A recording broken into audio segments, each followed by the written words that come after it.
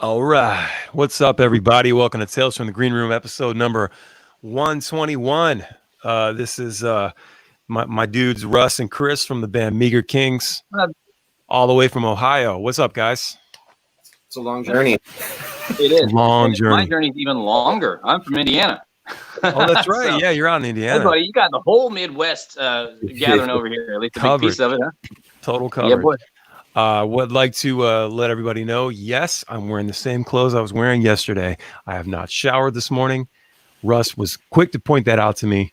He's looking way more handsome and cleaner than I am. I would have to agree with you today, Howie. I would have to agree with you today. You're looking good. I like the facial hair. Thanks, man. You're an agreeable guy. You know, yeah. I tell people all the time, whatever Howie says goes. And when he's right, he's right. And I'm not going to argue with you on that one. Don't argue. I'm your producer. No way. You do this. Okay. You do this, and then it's done. So what's going on, guys? Man, Just chilling out here in Indiana, man. It's a fantastic Wednesday. I've been doing my live streams in the mornings and working on Meager Kings and all the new music coming out. You know, releasing music, watching you guys blow up, watching all the other friends do their thing, just killing it, man. It's been great.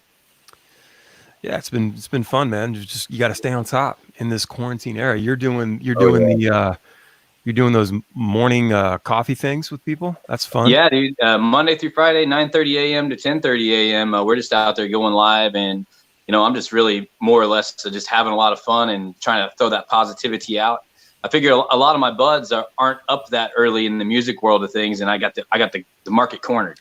That is a good time. That's definitely, you got that morning crowd. I love it, man. That's dedication. 5 days a week. 5 days a week. That's for the coffee lovers. That's incredible.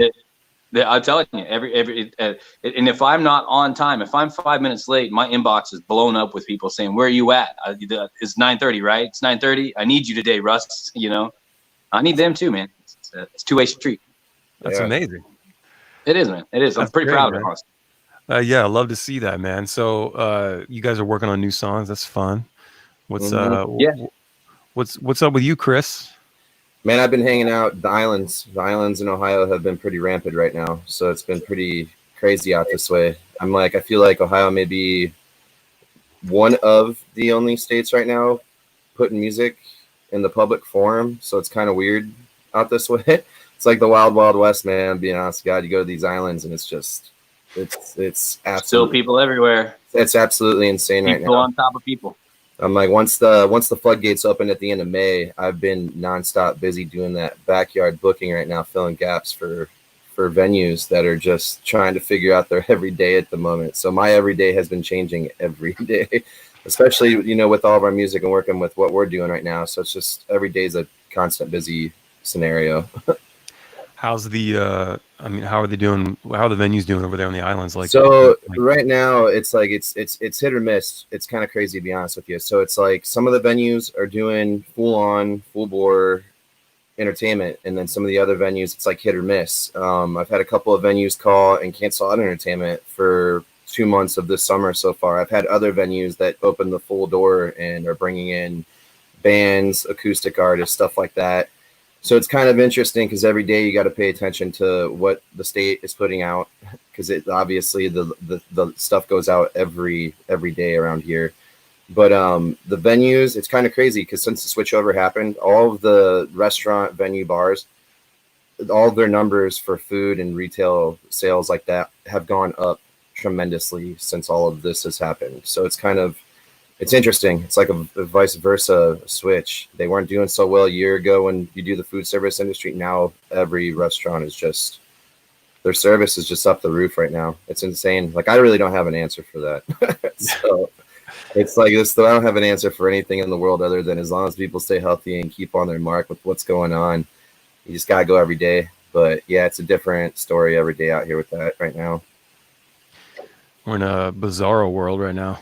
We are. I'll tell you what, I think like out here, we're noticing like with all the stuff that has gone on, we're noticing that, and I've talked about this with a couple other artists. It seems like this time frame weans out some of the hobbyists and brings out a lot of the guys and ladies that are on it every day. So I've been feeling a lot of our show gaps out here with the people that have been, playing constant. So a lot of the people that have jobs, the 9-to-5ers and stuff like that, God bless you guys. The ones that go to work, it's, they have to go to work. So, obviously guys like us and the ladies out there like us that are in this particular scenario, we're living day by day right now. So, the factors of the 9-to-5ers and those people having work, it's like, stick to it, stick to it right now, because there is no definite of when any of us are going to be able to just jump right back into it. But like I said, Ohio seems to be steady with shows and artists right now. So if anybody's out there and wants to play a show, shoot me a shout. Are they doing like the half capacity thing, or? Yeah, like most of these places right now. Yeah. Like some of them are at 30%, some of them are at 60%. Nobody's gone over 70% capacity at any of these places right now. So like the Catawba Island Brewery, for example, is one place that Russ and I play at quite prevalently. And last week they hit capacity and they had to stop letting people in. And so their capacity was 60%. But what I've noticed with a lot of the venues and restaurants now, if you have any sort of outdoor scenario going on, as far as like a pavilion or outdoor seating arrangement, stuff like that, that's where all of this has been kind of taking the cake. And those businesses are doing great because obviously people can circumference themselves going more outside than sitting inside the buildings. So that's been helping a lot of the businesses right now too. So I said, man, it's interesting to see how everybody's operating. Everybody's doing something different. It's interesting. Yeah, it's shit is wild right now, man. So I'd like to know, you didn't get the memo about wearing your own band's t-shirt. Yeah, Chris, what's up with that? Like, did you like do it on Howie purpose? got the memo. What are you trying to tell me you're Spider-Man? Sorry, are you trying to tell me you're Spider-Man? Sorry, wearing a Spider-Man shirt? I figured Howie would really dig the Spider-Man shirt, but you can't really see it though. I dig the Spider-Man shirt. I do. I just like, I would like to know why you ignored an order. You know what? Russ hit me about 10 to 1 today. What time did I text you, Russ? About I honestly don't know. It was 10 after 12. It was 10 after 12, somewhere around there. Yeah, and you're like, I see you guys cut me out. Yeah, I was like, what are you guys doing this on me? You guys are you doing this? And then I told Russ, I'm like, he hit me back and he's like, you good for one? I'm like, actually, I'm taking a poop right now. So yeah. Full disclosure around here. There you are, you know. Corona time. No reason to be fake. We almost did it, Russ. Almost. You talk about tour. Since none of us can be on the road, you get a little tour love back at you. So yeah. I was gonna say you look like you might have been straining a little bit, like like a little bloodshot in the eyes and things. Still a little red. Right here in the cheeks. Oh boy. A little bit. Oh boy. Yeah, I saw Howie. I saw that you had like some of your solo stuff get pressed back. Was it this weekend because of the resurgence? Yeah, that sucks, man. You got. Yeah. I know they're testing more, I guess, and so more cases are going to be popping up, of course. Yeah. But there's people that are definitely just ignoring things, ignoring the rules, the guidelines, whatever you want to call them, and just like fuck that, I ain't wearing a mask, blah blah blah. It's like, okay, then just prolong the shit. America, bro, make it go longer. Cool, awesome. Like, just come on, dude. So ridiculous. So you actually had booked show. Yeah, I saw that on the post. So you had booked shows for this weekend acoustic, and they called them off. Well, I had a show. I got 2 this weekend, and the one on Friday got canceled because there's a spike out there at the beach right now. Oh wow! In Rehoboth, and like a lot of the bar staff and service industry is coming up positive. So they had to cancel it. It was going to be a social distance type of event where like there's like things are spaced out. It's they're at half capacity. Things are spaced out, so you stay in your area. It's like when you're with your friends or your family that you're with all the time. You've been there this whole time with them. You should be fine. So if you all go together and you stay together, and you don't start mingling with other people that may not have been adhering to the guidelines the last 3 or 4 months, then you'd probably be all right. So that's the idea. And you wear your mask and you just play it cool. It's like if you want to go out and you want to enjoy things, it's like we complained about being locked down, and then we finally get to go out, and then you go fuck it up. It's like you just it's like, look, man, there's still some rules. Like, look, we're allowed to go out now. Great, awesome. Let's go to a place and go hang out. But like, still, don't just go in like everything is normal again. You know, like, because then that just causes this thing to happen, and it's happening in the southern states and the western states, and you know, it's just everybody flocks to the beach. And to me, it's like, maybe going to the beach is okay because, you know, everybody's pretty spaced out at the beach anyway. Even before COVID-19, we'd always be spaced out from people. Yeah, You're going to have your own little spot. But it just seems like, you know, if you're going to be in close quarters with people, fucking wear the mask. What's the big deal? Yeah, be cool. What's cool, the bro. fucking, you know, people are mad they got to wear their mask for 10 minutes in the grocery store. Like, dude. Come on, man. I go in the post office. I've been going to the post office this whole time. I'm fine. Like, it's like I wear a mask. I'm literally there for 2 minutes, dropping shit in the Dropbox. I walk back out, take the mask off. You know, it's just like super easy. I said, that's the biggest thing too. It's going to get to a point, and I've actually talked to some people out in Arizona and in California. And, you know, and they're to the point right now that they're mandatory making people wear masks if they go outside. And it's going to get to a point where, like, if people aren't paying attention to this, they're going to make all of us do that. And it's just going to be a mandatory thing. Like, you're not even going to be able to walk outside at some point without that mask. Yeah. So, I mean, I remember a few years ago when the whole SARS thing was going on, and we were getting video feeds from like Asia and all that, and we saw the entire population was masked up, man. You know, it's like, they survived and got through it, but they were playing it smart. Of course, you know, probably had a forced hand, you know. When you look at it, it's what it is. But we're living in this world, right? And we're not going to let it down. Yeah. Not going to let us down. You look at other countries. Like, you look at other countries, and America is going like this when everybody else is down here. I know, like, right? South Korea is like flat, and we're like, oh, look, boom, we're going up. And we are literally the only ones kicking and screaming. Because we're that our population is like, America, blah, blah, blah, blah, blah. All right, but like, okay, everybody else is going down, but you know, it's insane. Like, Europe has double the population we do, but half the fucking cases. Yeah, you know? and we're not allowed in Europe anymore for a while. Yeah, right. They don't want Americans going over there and infecting. So much for that UK tour. You're not even allowed. You're not even allowed in Canada right now. Like, I'm only about an hour and 55 minutes from the Canadian border, right? Well, obviously 20 minutes by boat, but by boat, yeah. They have all of that borderline through the lake and all the way up into Detroit. All that's still blocked off. You can't even go to Canada right now. So it's like crazy friends. Oh, hey, Garris. I don't know. Go ahead and answer that, buddy. I hit ignore. We're the country that's supposed to lead by example, and we're not doing it.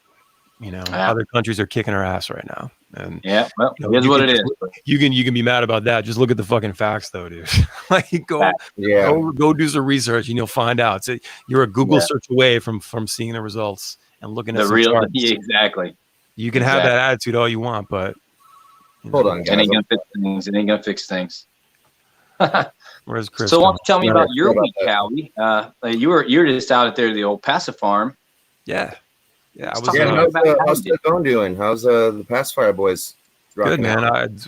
I saw Ted and his wife. They put us up, me and the Bumpin' Uglies guys, and we started making a record. They got 18 tracks of bass and drums. Nice. And, Jesus Christ. Yeah, I mean they impressed me. You know, like Brandon is he's becoming a machine. What's that? He's becoming a machine. He's been a machine, man. Like, for years, I've been watching him. Just like, he just writes the lyrics, and they're really good lyrics. You know, they're not. It's not bullshit. And the songs have just gotten better and better. And I definitely had some input on a few songs on the arrangement side, and but for the most part, everything was just ready to go. You know, and then I would just chime in like, "Hey, try this." What's that? Don't you say those guys are usually like that with you? Like, so they just make it so easy because they've already got most of it figured out. By the time they come to you, they've kind of got their shit together. They know what to do. Yeah, they're probably the easiest band that I've worked with. No disrespect. Hey, look, it'd be difficult. They just have their shit together and so much. And they've been doing it so long, and just like, he's just really good at writing songs and arrangement. And the band takes like direction really well. Like, the drummer TJ is just a monster, and you know, he likes to go crazy and throw in a lot of fills sometimes, and I just tell him to dial it back, and keep it simple and let those parts happen when they're supposed to, so they shine, and Word. and then everything came out super clean. And So does we got TJ some and tones, man.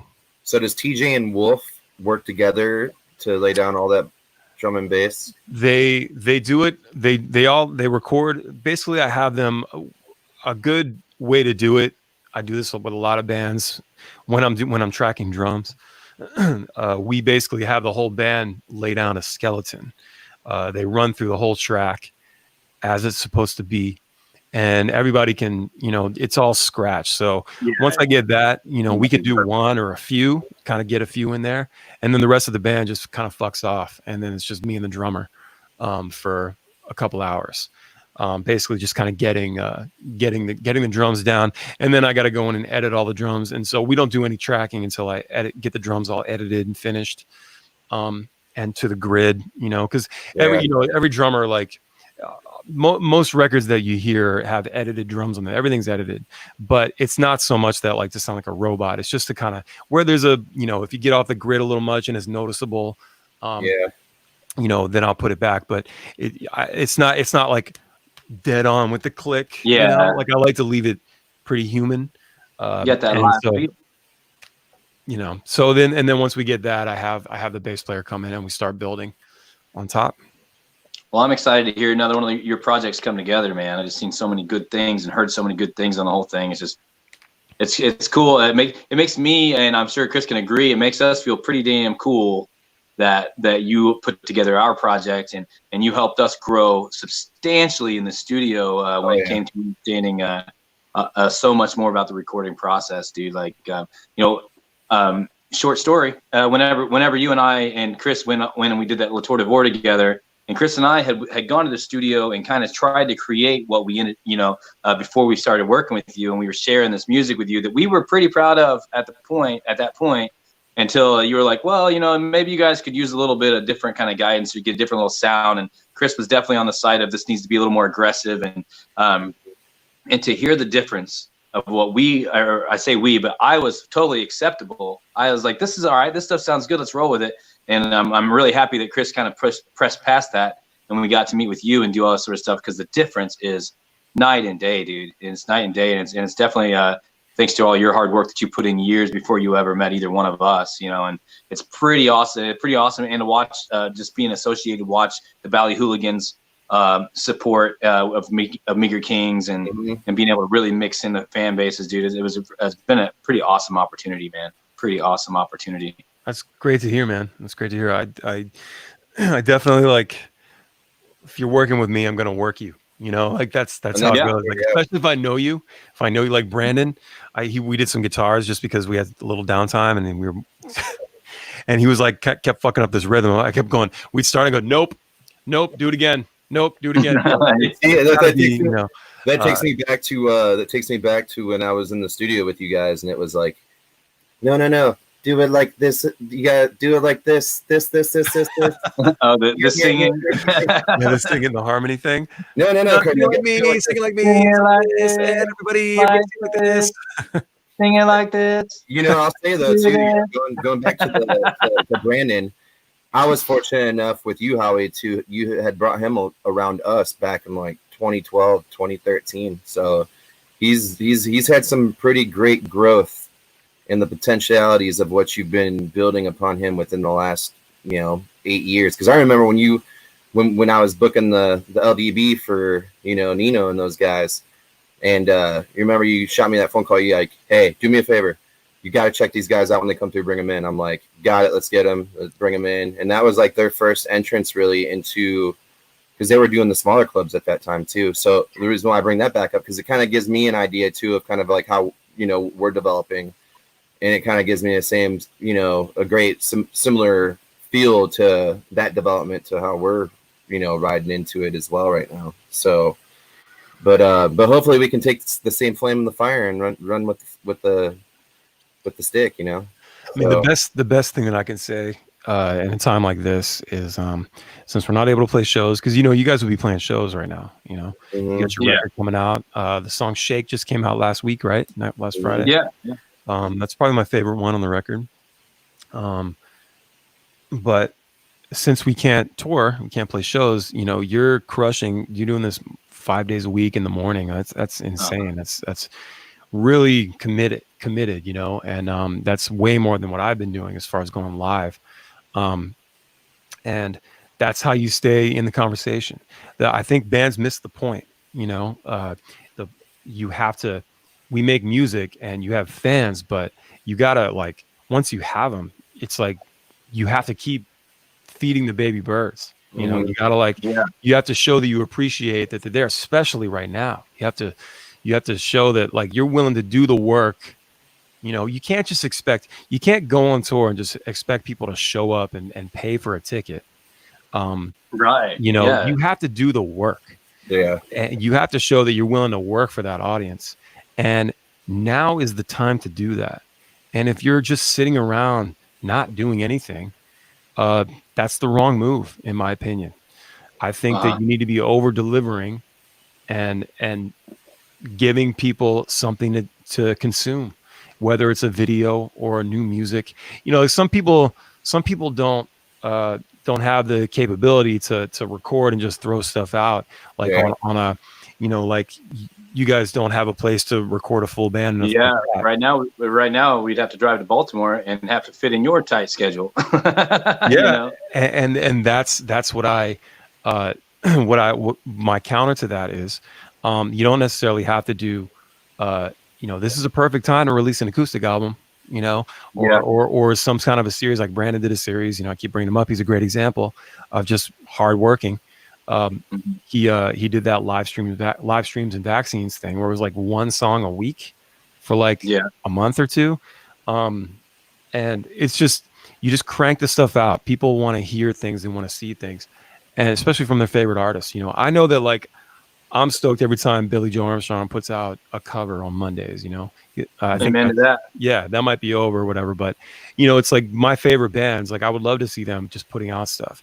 And even if it's, you know, use the tools that you have with you. So when we make quarantine videos, you know, look, before COVID-19, it might have been cool to put out a video in that style where everybody's playing in one room or in different rooms, and you sync it all together, like Goldfinger did and like Ballyhoo did. But, you know, that's like a thing you do once, and then you go back to shooting regular music videos, right? Now it's expected, right? It's expected, like when a video comes out, it's going to be 4 different screens and different rooms, and that's acceptable. If you can do something where you have a produced video and it looks dope and it's all these different, like a standard looking video, like we know, that's even better, I guess. But you don't have to have. It doesn't have to look like that. It doesn't have to be this super crazy production. Like, just do something. As long as you're doing something, people are going to remember that. That's what I think. And as long as that something doesn't just totally suck. Yeah, look. When I say it doesn't have to be crazy quality in production, like, I know what you mean. Put your best foot forward. Don't just like mail it in. You know, like, you definitely be trying to make it sound or look the best you can. But if it doesn't look like $100,000 music video, that's okay. You know, like, right? Exactly. Give something. Exactly. Most of us have GarageBand or something. Like, if you have an iPhone, you guys are fucking androids. But you know, like, you can over there. I'm just saying, man, there's a way to do it. There's a way to make content, and you know, even if it's just doing this right here, doing a podcast, or like doing what you do on, you know, 5 days a week, talking to your audience. There's so much more value to that than people realize, you know? Yeah, I agree with you, man. I agree with you. You know, it's really, I've watched in our fan base, Meager Kings, and even my solo brand of things, the morning show is reaching 100,000 people a month right now. And it is like, it's really, it's extended the fan base all throughout the United States and into Canada. It's extended the fan base that was already existing in the UK, only now it's even growing much more. It's in South Africa, it's in Egypt, it's in the Philippines. And these are all fans that are interacting and talking on a daily basis and spreading the music in their regions and in their areas. And I'm seeing huge results on it on my end. And so once we get out able to tour again, I know that's going to turn into butts in the seats. You know, it's like, I'm excited about it. I'm excited to meet all the new fans. It's just, you know, like I said, I feel like no one has cornered that 9:30 a.m. market, especially not in our genre. You know what I mean? You're the usually only where one I that play, I know.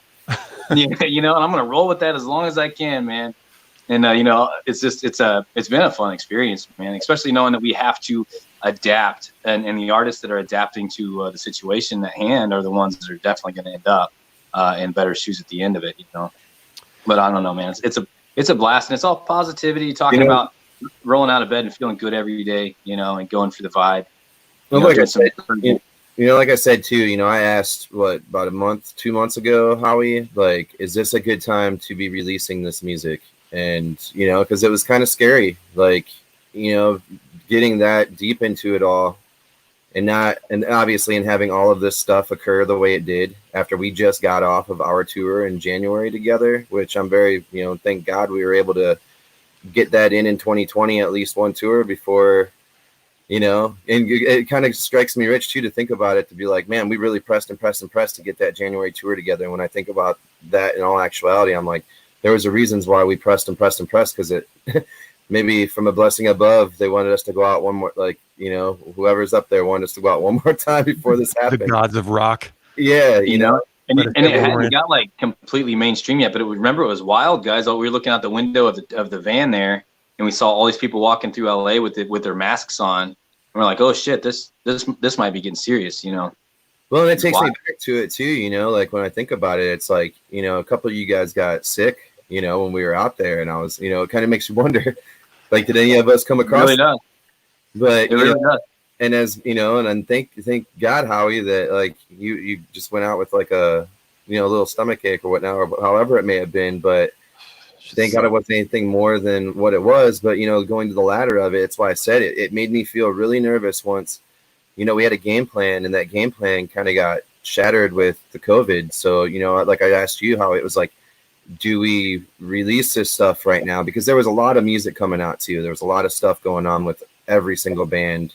And, you know, and I guess, I don't know if this is kind of on the lighter side of it, but sometimes you don't want to get it lost in translation. So it kind of scared me a little bit to release some of the new stuff that we had, because obviously we're just getting in the developmental box of things with the fans and, you know, everybody watching the Meager Kings and Russ and myself. So it was a scary time. So it was like, you know, I really waited to, you know, hopefully with our release of Shake coming out last week, that it hit a good time frame for getting past the craziness, but getting more into what we're about, you know, moving forward. And hopefully, like I told Russ, I hope the releases now give people out there some thought, because I really think that the music, the way Russ is writing is with everything, really is going to hit a lot of people right now.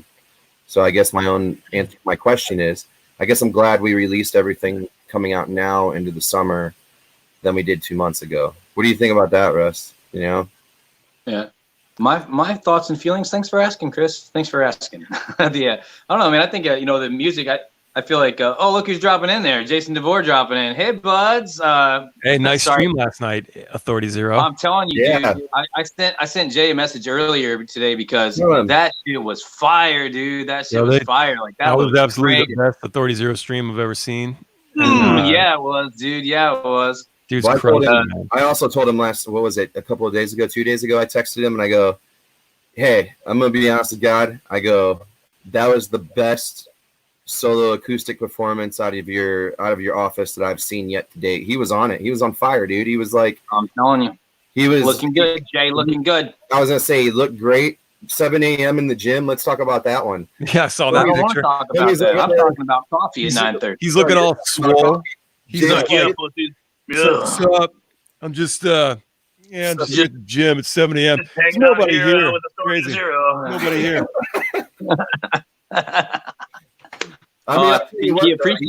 He appreciates with age. You're looking good. It's like a fine wine over there. Hey, man, I'll be honest with you, he is. He's been working his butt off. He looks great. He sounded great. He sounded great. And like I said, man, shucks, fellas, of you. Hey, 2 weeks sober. Hey, man, that's where it all began. That's where it all began. Real nice. But yeah, Chris, I think that our, you know, us releasing, I'm the kind of guy that, like, I want to pump. I'm watching all of my heroes pump it out like constantly. But I honestly think that, you know, it's. I don't know if there's ever a bad time to release the songs, and whenever there's a good message in them.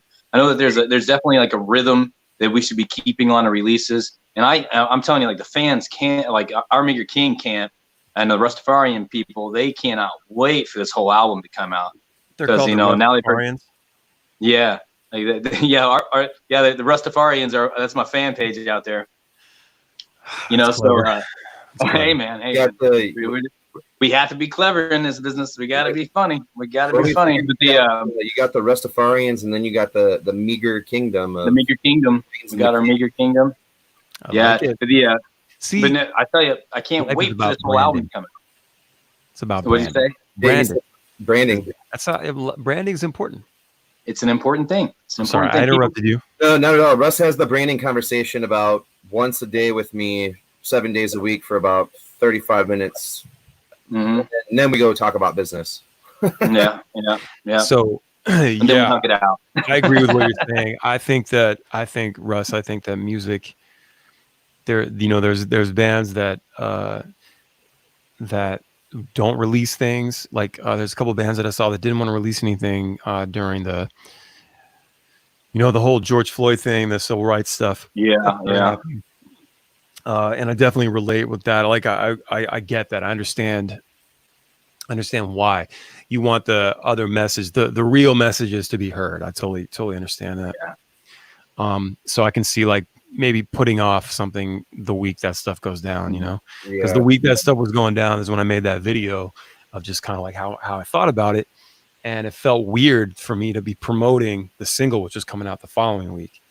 And like, I was just like, man, this is really strange. It feels weird to just kind of not say anything about this, but then talk about, hey, my song's coming out, Yeah. But some people, I think, want that relief because they're sick and tired of the constant media parade. I'll tell you what, though, it would have been fucking rad to release The Riot 3 weeks ago. Yeah, I know, right? Like, we would have been right on the money, dude. Right on the money, yeah. If we would have had that set up for release at that time, we would have watched that fucking song go through the roof, dude. I mean, we can still release it. I understand. But that one's just spot on. I wrote that about the the Ferguson riots whenever that was going on at Ferguson. So, dude, rioting is a natural thing. It's a result of not being heard for so long, man. Mm-hmm. It's like, what do? They tried kneeling. They didn't want that. You think about it. Just think of it as all of our human beings. If we were all one body, and our one body got really mad, like that was the cells of our body just like exploding, saying, "No, I'm mad." Like I'm like, you know what I mean? Like they kind of lose control. It's like your emotions, when your emotions kind of get the best of you or whatever. And having the population, if you think about that as like one body, of course, like that's like real reason to be fucking mad about shit. You know what I mean? And not everybody behaves the same, and people really shouldn't be judging. Yeah, there's a lot of judgy people out there, and it's if you're not heard for so long and nothing happens, no change happens in a positive way, what are you supposed to do? Right. It's laws get crushed, before they even make it out of the house, and it's like, it's only when it seems to be only when it's in the favor of like rich people or something like that where it gets pushed through, And that's politics. Politics, man. And you can't, I'd say there's a lot of opportunists out there. There's a lot of people that didn't care about the movement, that were just out there to destroy shit. I think that happens every time there's a riot. People, the looters and things like that. But people are breaking things because they're like, all right, you're going to listen to us now, Right. And so what are you supposed to do? Yeah, and then and then they started getting kind of like mixed up with the peaceful protesters, where you have people that were just trying to go there and just say a message. Mm-hmm. But then you got, these people that come along and want to just make chaos, and then it causes a bad, they have these like, I saw like things with like saboteurs and stuff, like people in there just like making things go wrong when it was peaceful. Or you've got people that are being peaceful, and you got cops like spraying them in the face with pepper spray for nothing. Like, for nothing. Just the random stuff that just like it's the hard part. They're just standing there. It's the hard part, being able to know the differential and the mentality of the minds of a human being. So it's it's not even the regular person. It's like it's just a mentality that you just can't you can't break past a person's mentality when it comes to certain things. Right. We're a You never complex. know where it comes from. We're a complex race. I don't mean like white, black. I mean humans. No, you mean Human yeah. race. human We're a race, yeah. complex race. We are complex people, organisms, and our brains are all over the place. That's- You know, it's like when you go. It's like I had a friend recently. His mom passed away, and I'm like, hey man, I'm so sorry. You know, call me if you need anything. Immediately to, I just got this badass shirt from Ballyhoo, and I'm like, oh, that's so sick. You know what I mean? I literally within 5 seconds went from this to this. That's just how social media is. yeah. You know, it's just it's like it's a blitzkrieg on your emotions. You know, It is. like just an all out assault. You know, and I've got some new words in a song that I'm working on right now, and I used American Blitzkrieg I use the word Blitzkrieg in it, talking about the invasion of our thoughts in the social media, you know. But that's it's funny you use the word Blitzkrieg, like that's what was in my writing yesterday. You know, it has to be a hard forum for anybody that, you know, sits in any of our shoes, or anybody who has to go out there and speak for the public, because it's a really hard forum and pedestal to step on right now, because you gotta really pay minds to the people, you know. Like you said, Howie, there's a lot of complexity in the human brain. So you just don't know what the singular, you know, human being is sitting on at any given point in time. So I agree when you got these saboteurs and people out there that just, some people are out there just to have a game plan to make certain things worse than what they are. But there's a lot of great people out there that aren't, you know, they're not out there to be like that. You know, there's a lot of great society of community, but like you said, there are saboteurs out there. So, you know, between that and like the cyber stuff, like the online, oh yeah, you know, when people see a headline and they just start sharing it with everyone without reading the article, you know, because people need to understand that most headlines these days are clickbaity on purpose. Clickbait bullshit. Yeah. And so once you actually get into the article, it's not what you think it is. It's actually probably the opposite of what you think it is. I've done that. I mean, like, what is this shit about? I go and read it, you know? That's what everybody should do. Like, wait a second. Well, what is this? And go and read and go, oh, okay, this is fucking nothing. Mm-hmm. Instead of going, what? Everybody share, angry. Can you believe this happened? Well, I actually read the story you just shared, and what it says is that did not happen. You know? But you didn't read the story. You shared it though. Blows my mind, dude. I will tell you what has happened in Ohio though, since all this stuff has gone on, like, which kind of blows my mind a little bit, because I don't know if you guys saw my one post like 2 weeks ago where I put 4 a.m. liquor sales, or 4 a.m. bar closed liquor sales on a Sunday. Yeah. So, give him an extra hour to be stupid. I mean, like in Ohio, they had, you know, I don't know if it went, was it the Senate first and then the House? Well, regardless, either or, they you know, eventually they extended bar times till 4 a.m. and now they're selling liquor on Sundays in Ohio, which in my years of living, never had liquor sales on a Sunday. So right, I tell you, I think they're just trying to re-up some of that bar sales money they lost, you know, the alcohol sales. To me, it's kind of like, you know, look, we've been due. There's going to be a lot of good things that come from this. Of all the bad things that are happening, there's going to be a lot of good things that come from it.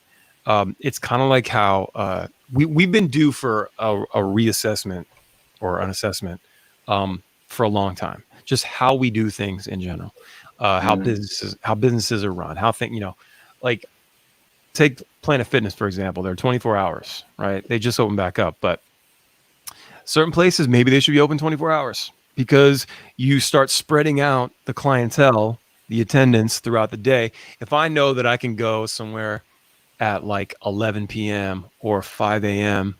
And and beat the crowd, you know, for whatever, maybe I'll go do that, you know. Yeah. Walmart's open 24 hours, or at least they were before this. Yeah. You know, things like that. Like maybe we need to look at more businesses and consider. Yeah. Maybe it shouldn't just be out of the norm. Like, you know, maybe the business day Should be done at 5, 6, 7, 8. You know, exactly. Now that's not obviously not going to work for some people because people need structure, and there's families and things, and you got to keep that structure at home if you can. Like we try to eat between 4 and 5. I make dinner every day at like 4 to 5 o'clock. And then the kids are in bed, showered and bath or whatever. Hey, by 7, 8 o'clock, they're in bed, 8, 9 o'clock, So, I don't know what industries might need this, but, I don't know. Maybe there's a way there. I don't know. There needs to be an assessment and just kind of let's step back and look at how are we doing this? How are things done?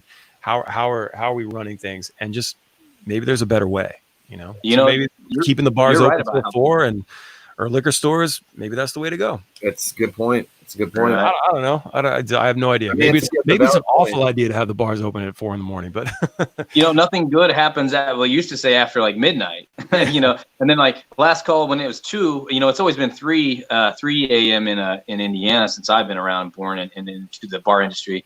And at that point it was always like, man, by 3 a.m. like you're hammered. Like if you're still hanging out at the bar at 3 a.m., like there's nothing good that's going to come out of it anyway. Right. I couldn't imagine being like, well, last call, it's 3:45 a.m. Like the sun comes up in a fucking hour. I always love coming over.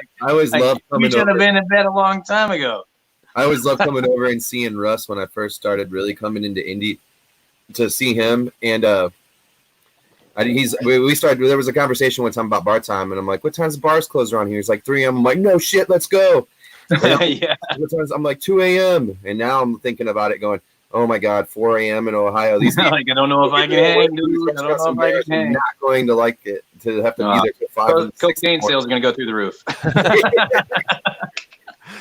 Yeah, I don't think anything, maybe anything alcohol related, maybe that shouldn't be a thing that stays open 24 hours. But right. But there's some 24-hour bars, casinos and things like that. And there's I used to go into St. Louis, a spot called Pops in St. Louis. 24-hour bar. You know Pops? Yeah, Pops. And that place got dirty. Dirty. We played there. You go there. You what? We played there twice. Oh, have you? Right on. Yeah, I mean, that place doesn't close. Do you ever travel through like the very bottom of southern Mississippi, like down where like it kind of gets like kind of more like swampy kind of area once you get down to the very south? Yeah, I did Slidell, Mississippi once. Like I've just been through the 10. There was when I worked with Hey Monet, back in the day when we were doing all that hard rock stuff, we were on tour coming through Texas going east, and it was like probably 3:30 in the morning, and we drove through this little truck stop, and there was a little dinky casino sitting there, and I was like, oh no way, let's go there. So we walk in there not thinking it's liquor sales or whatever, and we walked in the little, and we obviously played slots for about an hour, but she was like 4 a.m. we're gonna cut off liquor shots, and we're like, wait, what? You guys are still selling liquor?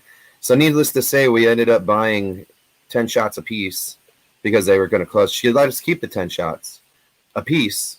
We drank them. We left at 5 a.m. So needless to say, that was a hell of a drive. Good thing you were with the Monet brothers, and that's nothing to them. Yeah. But the moral of the point was, there's another gallon of water then. Yeah, in the most random spot, though, you had this one spot of the bar that was literally open till 5 a.m. So it was it was pretty crazy. So that's why I said I'm starting to see this like changeover starting to happen with these businesses, especially like for Ohio, because it seems like a lot of stuff I'm watching popping off here in the government, here in the state, and then it's kind of I don't know how to explain it. I'm seeing a lot of like precautionary steps happening right now here in Ohio that is starting to like kind of spread itself out towards the other states. But I don't know, everything's changing hour-wise, time-wise. Like I said, during COVID hours, it was really hard to live only between 9 a.m. and 4 p.m. because everything closed at 5 p.m. That was difficult. That's strange to me. When I've seen like downtown areas like Cincinnati was one of them, I think, and what was another one? It was Columbus, Cincinnati, Cleveland. They close at like 5 p.m. and like it's dead in the city. Downtown is dead. It was really strange. There was one moment that about 2 months ago, I was watching. Obviously, I was at one of the bars or restaurants while we were figuring everything out. To then realize that, what did they do? They started. I'm trying to think of what they did. They just started closing everything right off the like. Okay, so for example, everybody had concerts going on one day. The very next day, everything got pulled in a matter of seconds, all across the globe. Pulled. Yeah. And that was weird to me, that was pretty profounding. Some of the kind of, when we talk about like the strange hours of businesses and things, whenever I was over doing the United Kingdom stuff, one of the odd things, I don't know if you guys know about this, but like one of the odd things is most all of the restaurants and pubs over there, like they'll be open for lunchtime and then they close for a couple hours or 2 or 3 hours. And then they'll be open for dinner time and then they close down again. Like they'll go through and it's like, well, if you're hungry and you want to go out to eat, it's got to be between like 11 a.m. and 2 p.m. if there's like a 3-hour window. And if you miss that window, you don't get to eat until dinner time, because all of the businesses, like all of them, like follow that code. And you're going to find that McDonald's and things like that were kind of rare out there, and you'd be able to find that, or like a truck stop, you could eat there. But whenever you're like planning your day, you really had to plan around normal lunch hours and normal dinner hours, because after dinner hours, it's very difficult to find food.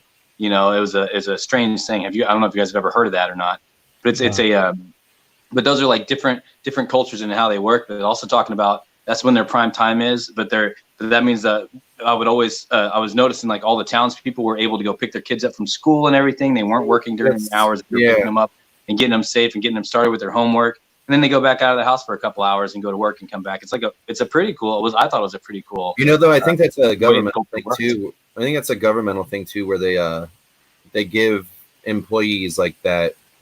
It's like a break time or whatever is what it is. Yeah. And they have like these weird minimum wages, how they work over there. It all depends on your age. So like whenever you like, as your age develops, you get more money to help support what your person of your age would need to survive. And the same guy can be doing the same job and be making $15 an hour as a kid. And then by the time he's like, 25, 30, he could be making $20, $30 an hour doing the exact same job, all because of his age. And that was another like interesting thing, is how they support. And they're like, well, if you're 18 years old, you don't need to have 40 grand. You know what I mean? Like, you don't, like, that's how they look at it. You know what I mean? Yeah, you don't have a family yet and things like that. It kind of makes them more responsible with it. I just find that interesting, although it's very different from what we do over here. But you can also still go be an entrepreneur and do your own shit over there too. You know what I mean? Mm-hmm. And make more than that if you wish. But just on the minimum wage side of things, I found that very interesting. We would need a massive like paradigm shift in how we do things here. It's like I think the people, employers and things, your employees have to be happy.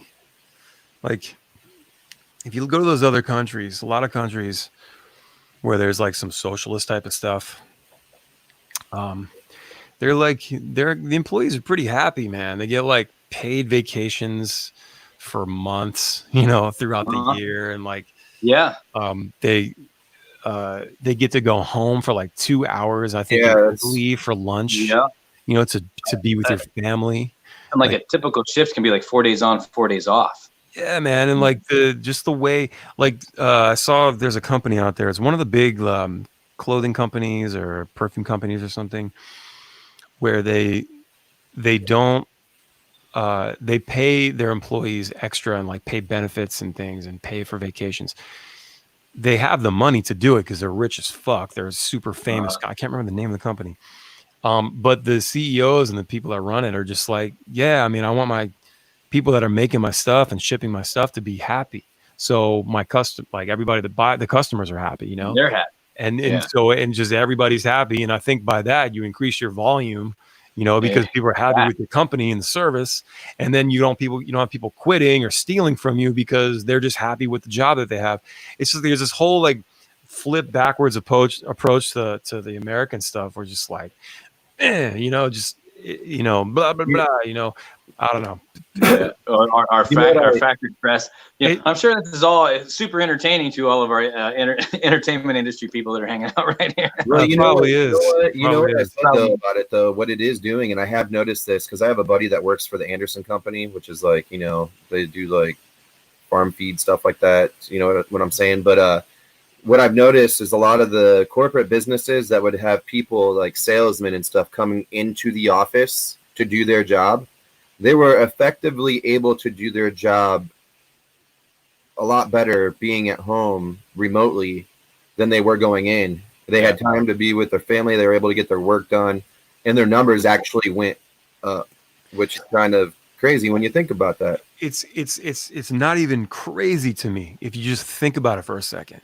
Totally Because makes sense. if you're happy with what you're doing, you know, you're going to be happy to do the job, you know. And it's there's not everybody has like a dream, you know. Not everybody has like, you know, wants to be a rock star or an actor or a model or write a #1 best-selling book or anything like that. Some people just want to live their lives and be with their family and work a job that they don't hate and just and then you know, just whatever. And that's fine, you know. It's just, I think that if you treat your employees like people and not like, you know, the help or whatever, you know, like be nice to them. And I don't know. I just, there's a human thing that's missing.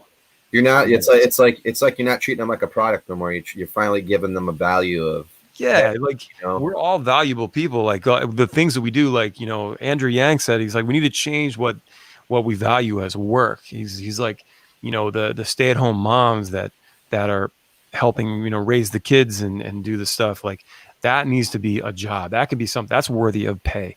Teachers need to be paid more, you know, like education, like, you know, like it's all backwards. Like we're using the wrong metrics to gauge how we're doing as a nation, you know. We need to be gauging it on like people's mental, you know, how are we doing? How are we feeling? How's everybody feeling? Is everybody good? Is everybody depressed all the time? Let's fix that. Let's work on fixing that. The problem is you try to put a Band-Aid over just a bleeding wound. You're not getting to the root of the problem. No, you know? You're right about that. It's like you got to cut the cancer out, you know, cut the head off of the fucking beast.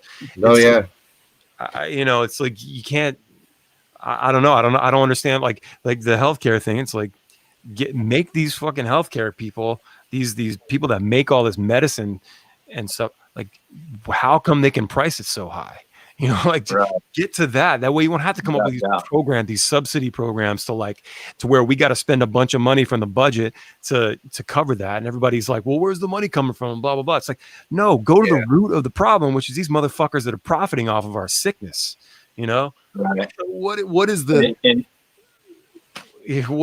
mix up here? You know, it's mind blowing, dude. It's mind blowing. And you know, it's all about that money. It's all about, you know, it is what it is on that.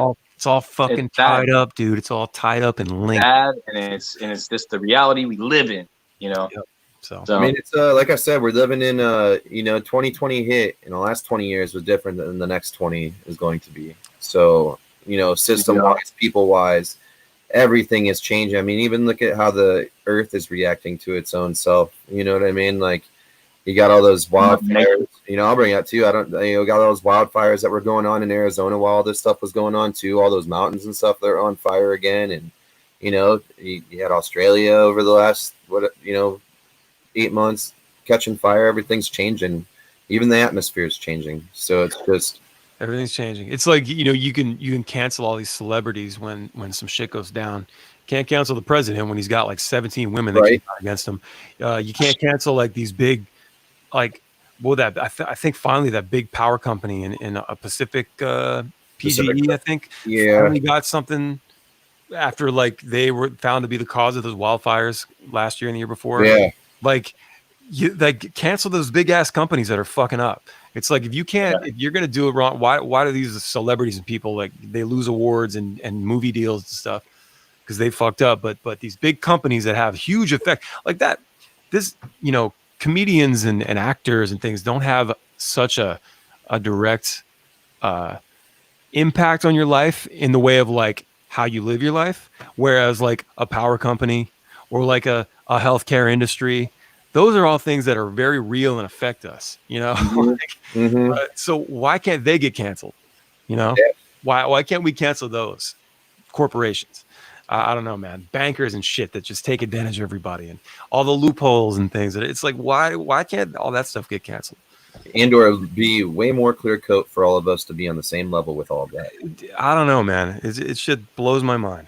Because like I said, watching it all, and I'm gonna be honest when I say this too, since everything has happened, I mean, I feel for every entertainer right now, and I'm not even talking about just musicians. I'm talking about anybody who goes out, an artist who draws a picture, anybody who does magic. I don't like anybody right now. It's like they're the last ones on the job line right now that are.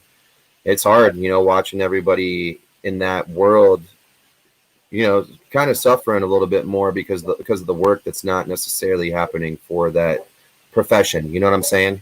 Yeah. So that's what's been kind of stressful for me is watching. I deal with a lot of the musicianal sides of the artists, even being one.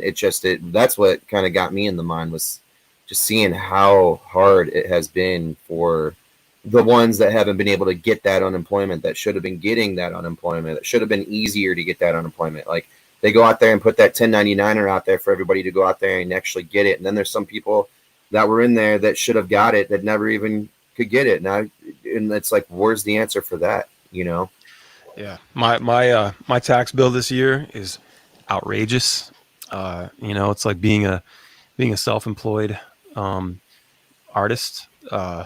You really got to watch your money. I learned a hard lesson. I'm figuring it out, but it's like I did really well last year. I'm not rich, but obviously, but I did the best I've ever done, and that's because I have a lot of jobs now. I'm doing the mixing and producing. I'm doing a lot of work with other artists and things, and a lot of other stuff. But like, but that's part of it. That's what I want to happen. I want to grow, and obviously more money to come into things. Yeah, most definitely. I got my ass handed to me in taxes, because I fucking forgot to like take money out and put it aside,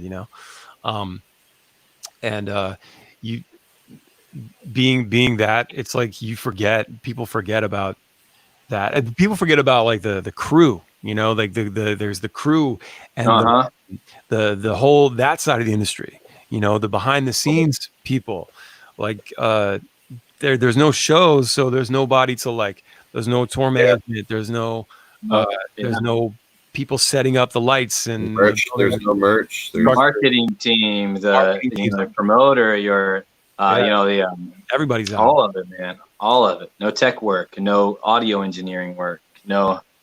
Like I said, I've had guys, even in that audio engineering world right now that are just like, even Casper, you know what I mean? Yeah. Our guitar player for the Meager Kings, he's one of the sound engineers that works on the island right now, and he was, it was hurting him to get through those, and I'm sure everybody was, but it was just like he's one of those musicians that was just losing money every day. And then finally the door opened up here in the islands, and of course he went back to be able to work over there.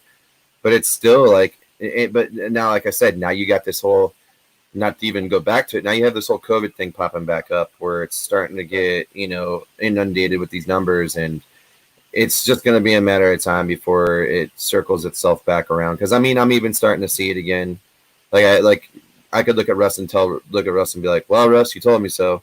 Because there's little cases popping up in certain areas where, like for example, and I didn't bring this up to you, Russ, yesterday because I didn't get to talk to you too much. But after I got done with the vet appointment, but yesterday and then you could literally look at me and be like, "Chris." I need us to pause for a second, if we can, for a moment of silence for the fact that Chris is about to say, "Russ, you told me so." Yes. If we just have that for just a moment, I'd appreciate it. Thank you very much. So here's the thing, though. So after I got off the phone with Russell, so I get this letter from the state, and it went around, and I don't know if you guys saw it on Facebook or anything like that, but so apparently there was, between the time frame of like June 17th and the 21st of this island now, there was 7 cases of that. 7 cases of that had popped up over at one of the swim ups, swim bars, stuff like that. Yeah. So, and that letter went out yesterday. But again, we haven't heard any other precautionary tales that's going to happen after any of that. So still, it takes a little bit of time for the process to happen, Mhm. I saw a bunch of people really like kind of blasting Splash for that. It wasn't Splash, was it? Was it Splash? No, it was. I don't even want to necessarily even say the. Either way, yeah. I don't even throw names. A little too late. Sorry, Splash. No, like it was, I mean, every business over there is affected by it. I mean, if the people that go over there to the islands, they're also, how you understand how that island goes too. Everybody is roaming and transient, and it's like an anthill. And when that anthill starts to shake and move, that thing starts to move all over the place. You can't really feel the energy going through that hill of stuff, but when you're over there watching the transient, tourist business going around, they're in every single place, every single spot, and even with like the whole, I'll be honest with you too, even with the whole police force stuff, I mean, even the islands there's it's not really being watched so much right now because there's a lot of scared people. So and I mean that with the police force and stuff like that too. There's not so many over there because there's a lot of people that don't want to take the jobs. So just take precautions. That's exactly right. Yeah. So it goes back to what you said, Howie. Wear the face mask. Just because you don't want to doesn't make it go away. Exactly. Like it's just because you don't, it's been 4 months. So no, it's like it's been 4 months, but you're seeing the numbers go up in the United States. Like there's a problem. We have a problem. We need to fix it. It's very easy to fix, not so easy to fix. It's very easy to, get it back down. Take precautions. Just wear the fucking mask. Like what is the problem? Like, if you're gonna go out, like everybody wants to go out, I'll go back to it. Everyone wants to go out. Yes, let's go out. Some things are open. Sure, a lot of things are outside. Cool. Doesn't mean you fucking go out like normal and you're hanging out at the bar and blah blah blah and like, yeah, what's up, guys? Yeah. Come on, give me some. That is why I've really pulled back on really engaging into these bar shows again, because you get that guy in your face that's spitting. I love you, music, I love you, man. Blah, blah, and I'm like, I love you too. Please don't spit on me. I'm gonna like all that exists, and that's a passionate fan. And I love you, dude. But I'm gonna play my show on Saturday. Yeah, if it still happens, and between my sets, I'm gonna be over there in the corner by myself. I was doing the opposite of what we've been taught to do. So it really is, and here's my double edge to that. It's up to the artist at that point, and this is kind of where Russ and I, we construct about this one. And here's my belief in this: if you get a show and you're able to go play a show, it's up to you at the end of the day to segregate yourself from where you want to put yourself in that evening. So you're gonna go play your show.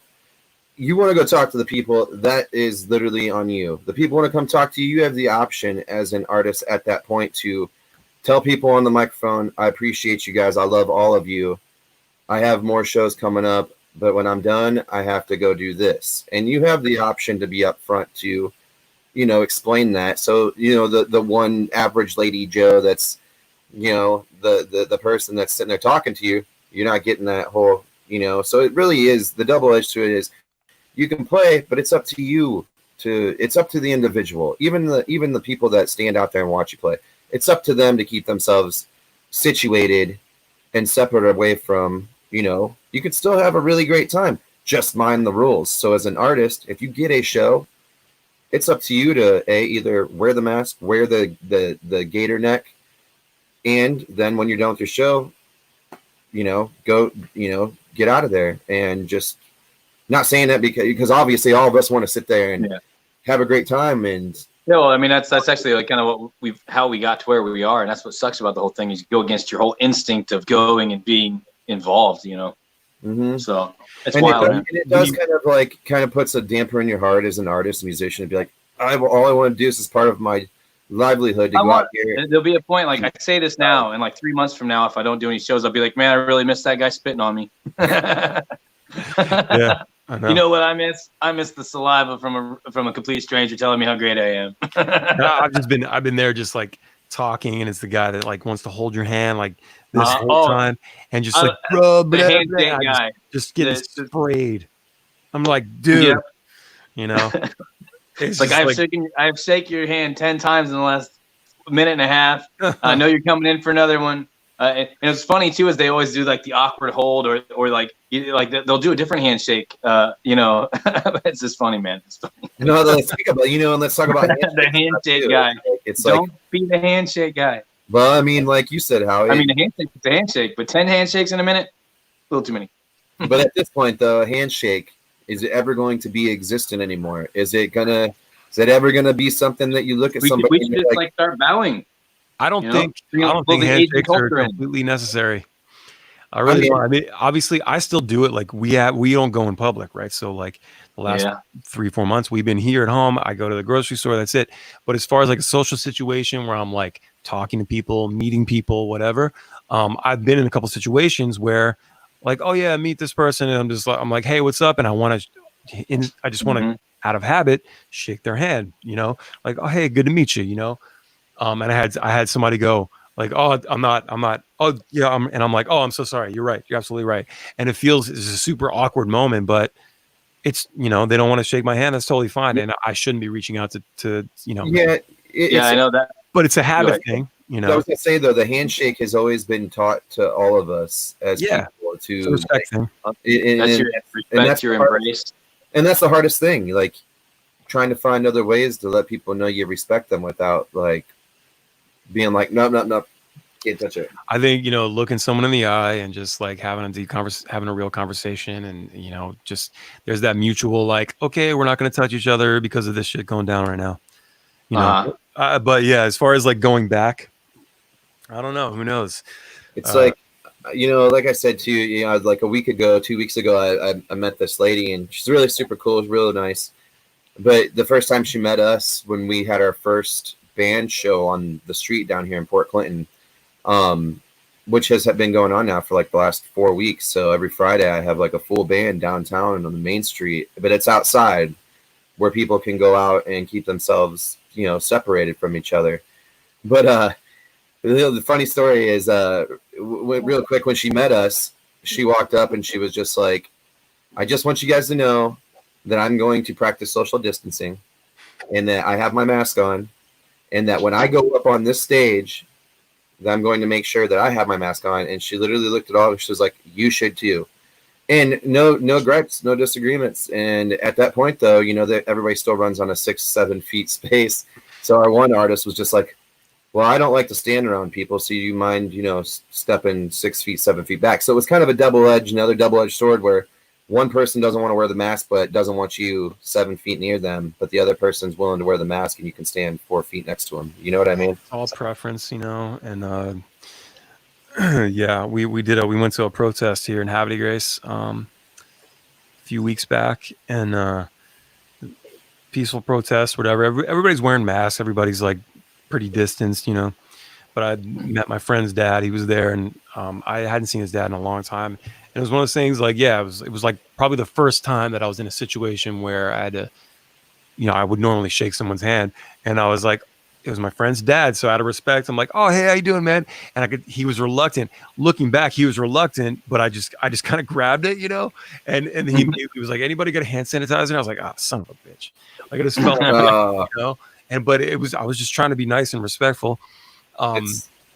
It was a mistake, honest mistake, I mean, maybe it was a day you didn't have a shower, Howie, and he could just tell. I probably didn't have a shower, but you know what? Maybe it's one of these. Maybe he's like, oh man, Howie, you should have took a bath today, dude. No, it was definitely because of that. It has nothing to do with COVID. It just has to do with your hygiene, Howie. I've been meaning to talk to you about this.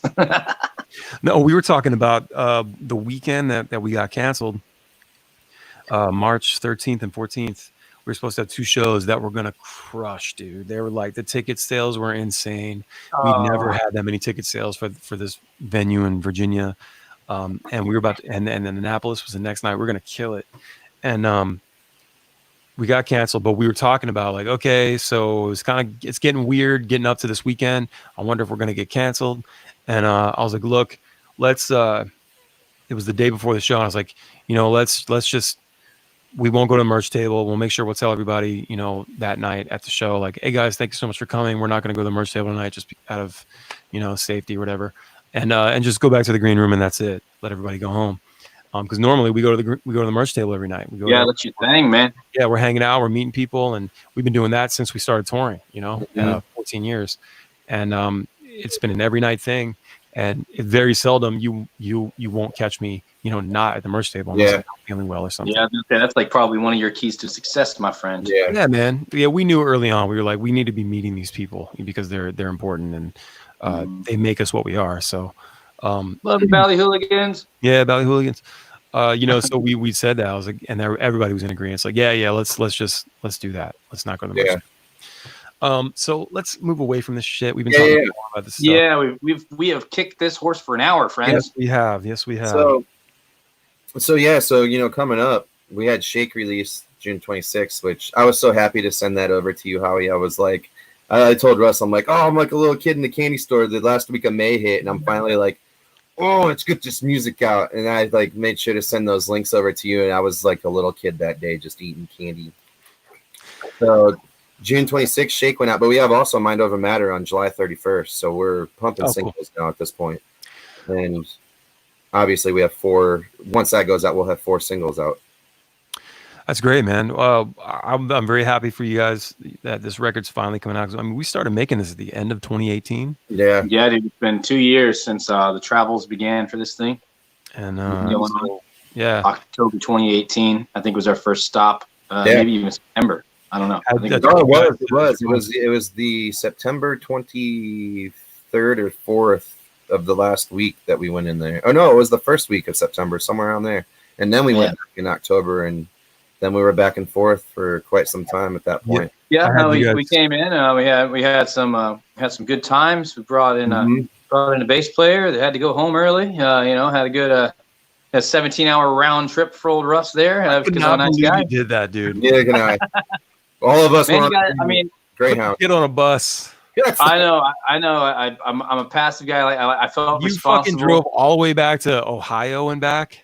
I did. Yeah, I sure did. I drove Havre de Grace to Columbus, Ohio, back to Havre de Grace, all in one trip.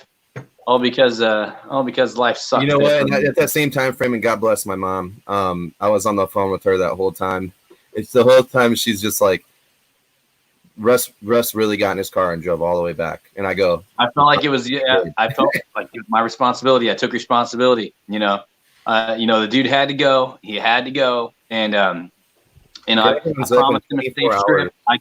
I couldn't in my brain. I'm the kind of guy that I couldn't in good conscience promise that he would get home safe, randomly thrown on the side of the road or dropped off at a bus stop.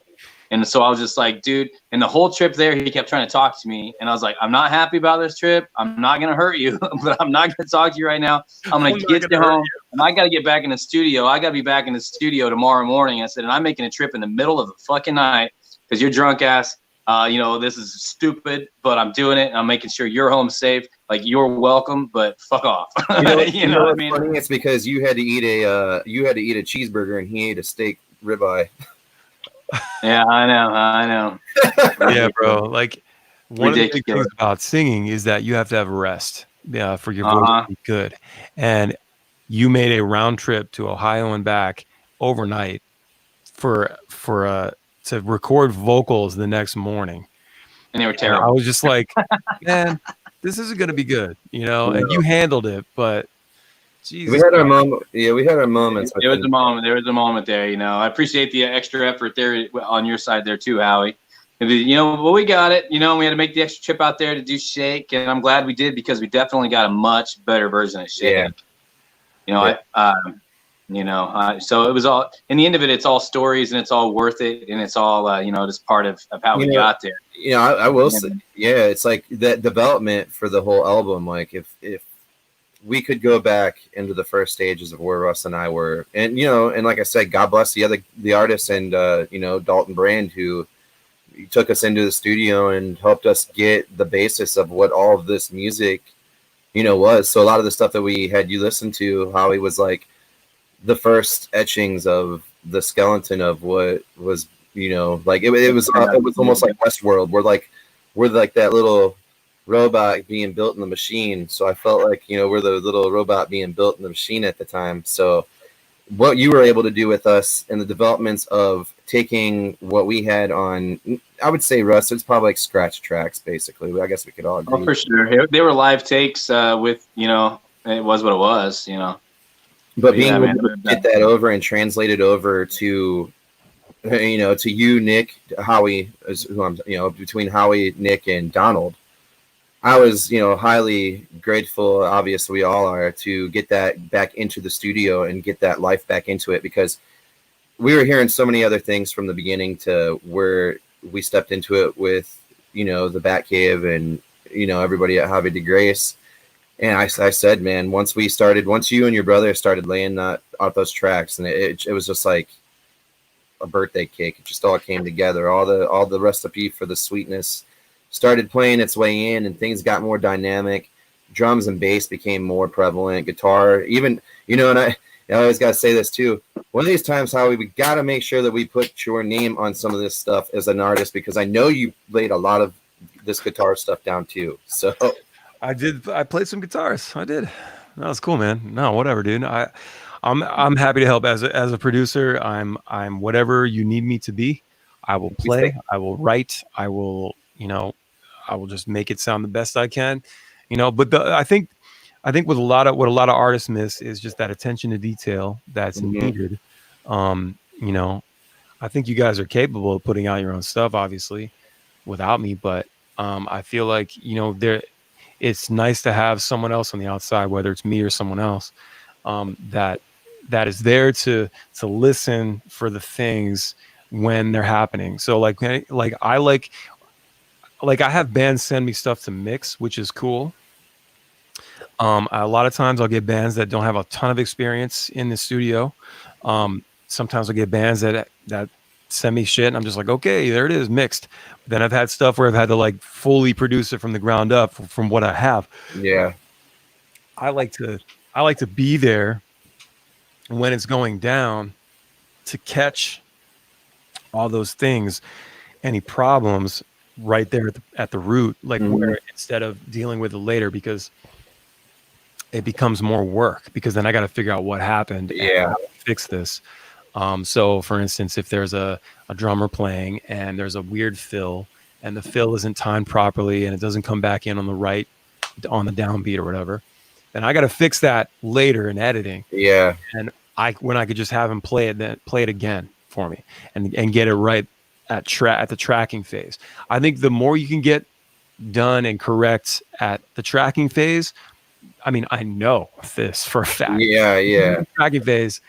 And that means gain staging. I mean, you're not clipping, like the performances are great.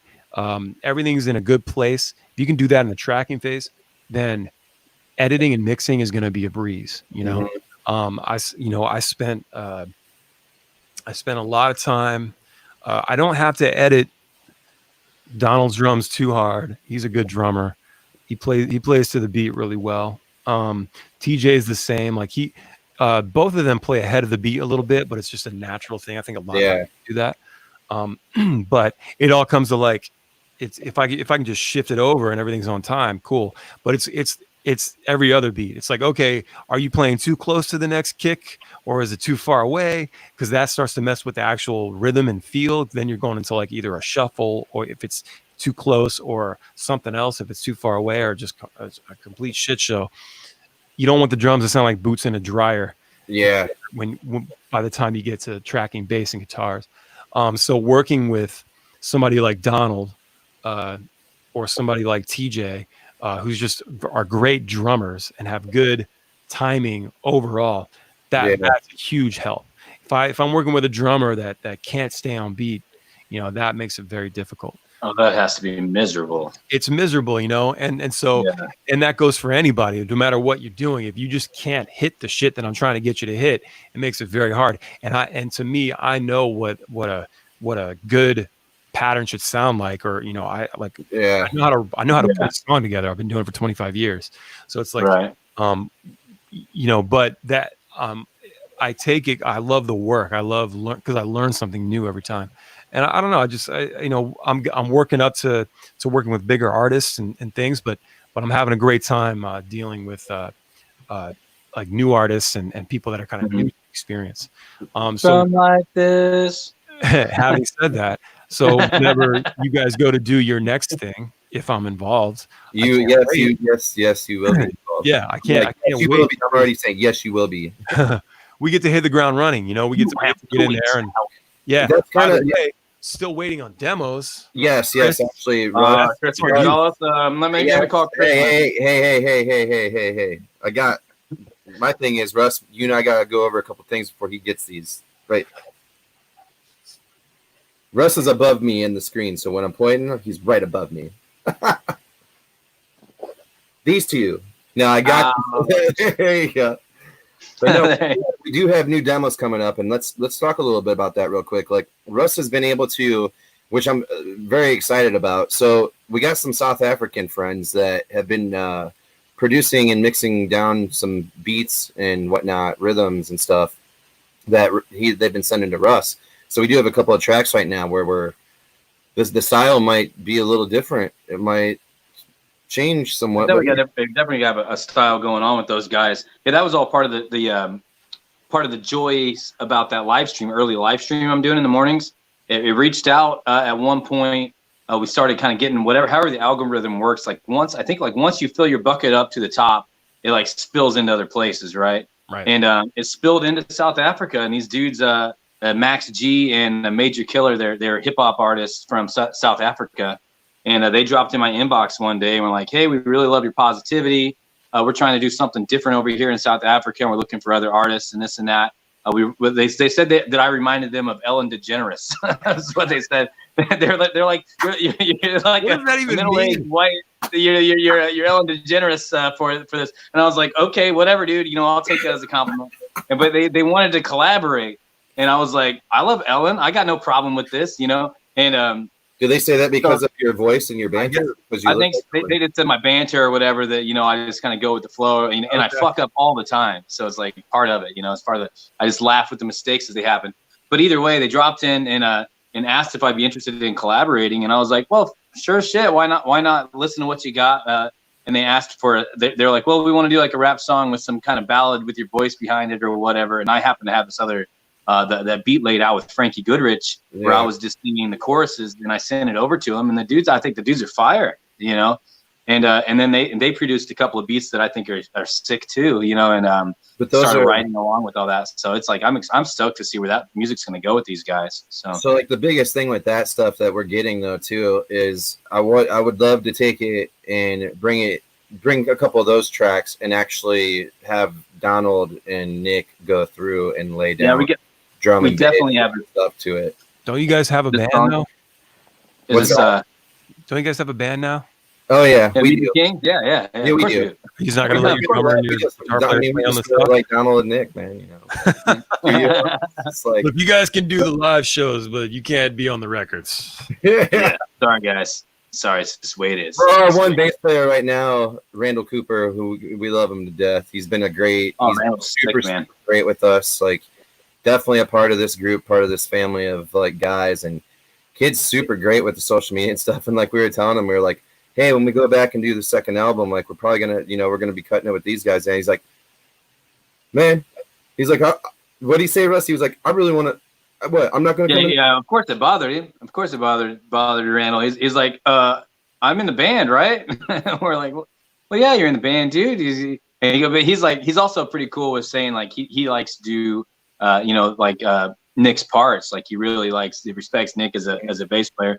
And we don't know if we're gonna go like with Nick or Randall and all that sort of stuff. The neat thing about Meager Kings is the whole idea of the band started as Chris really standing behind me as a solo artist. And when I broke off and decided to go kind of solo, and we started talking about putting a band together, we started developing music as kind of the Russ Baum band, ideally, right?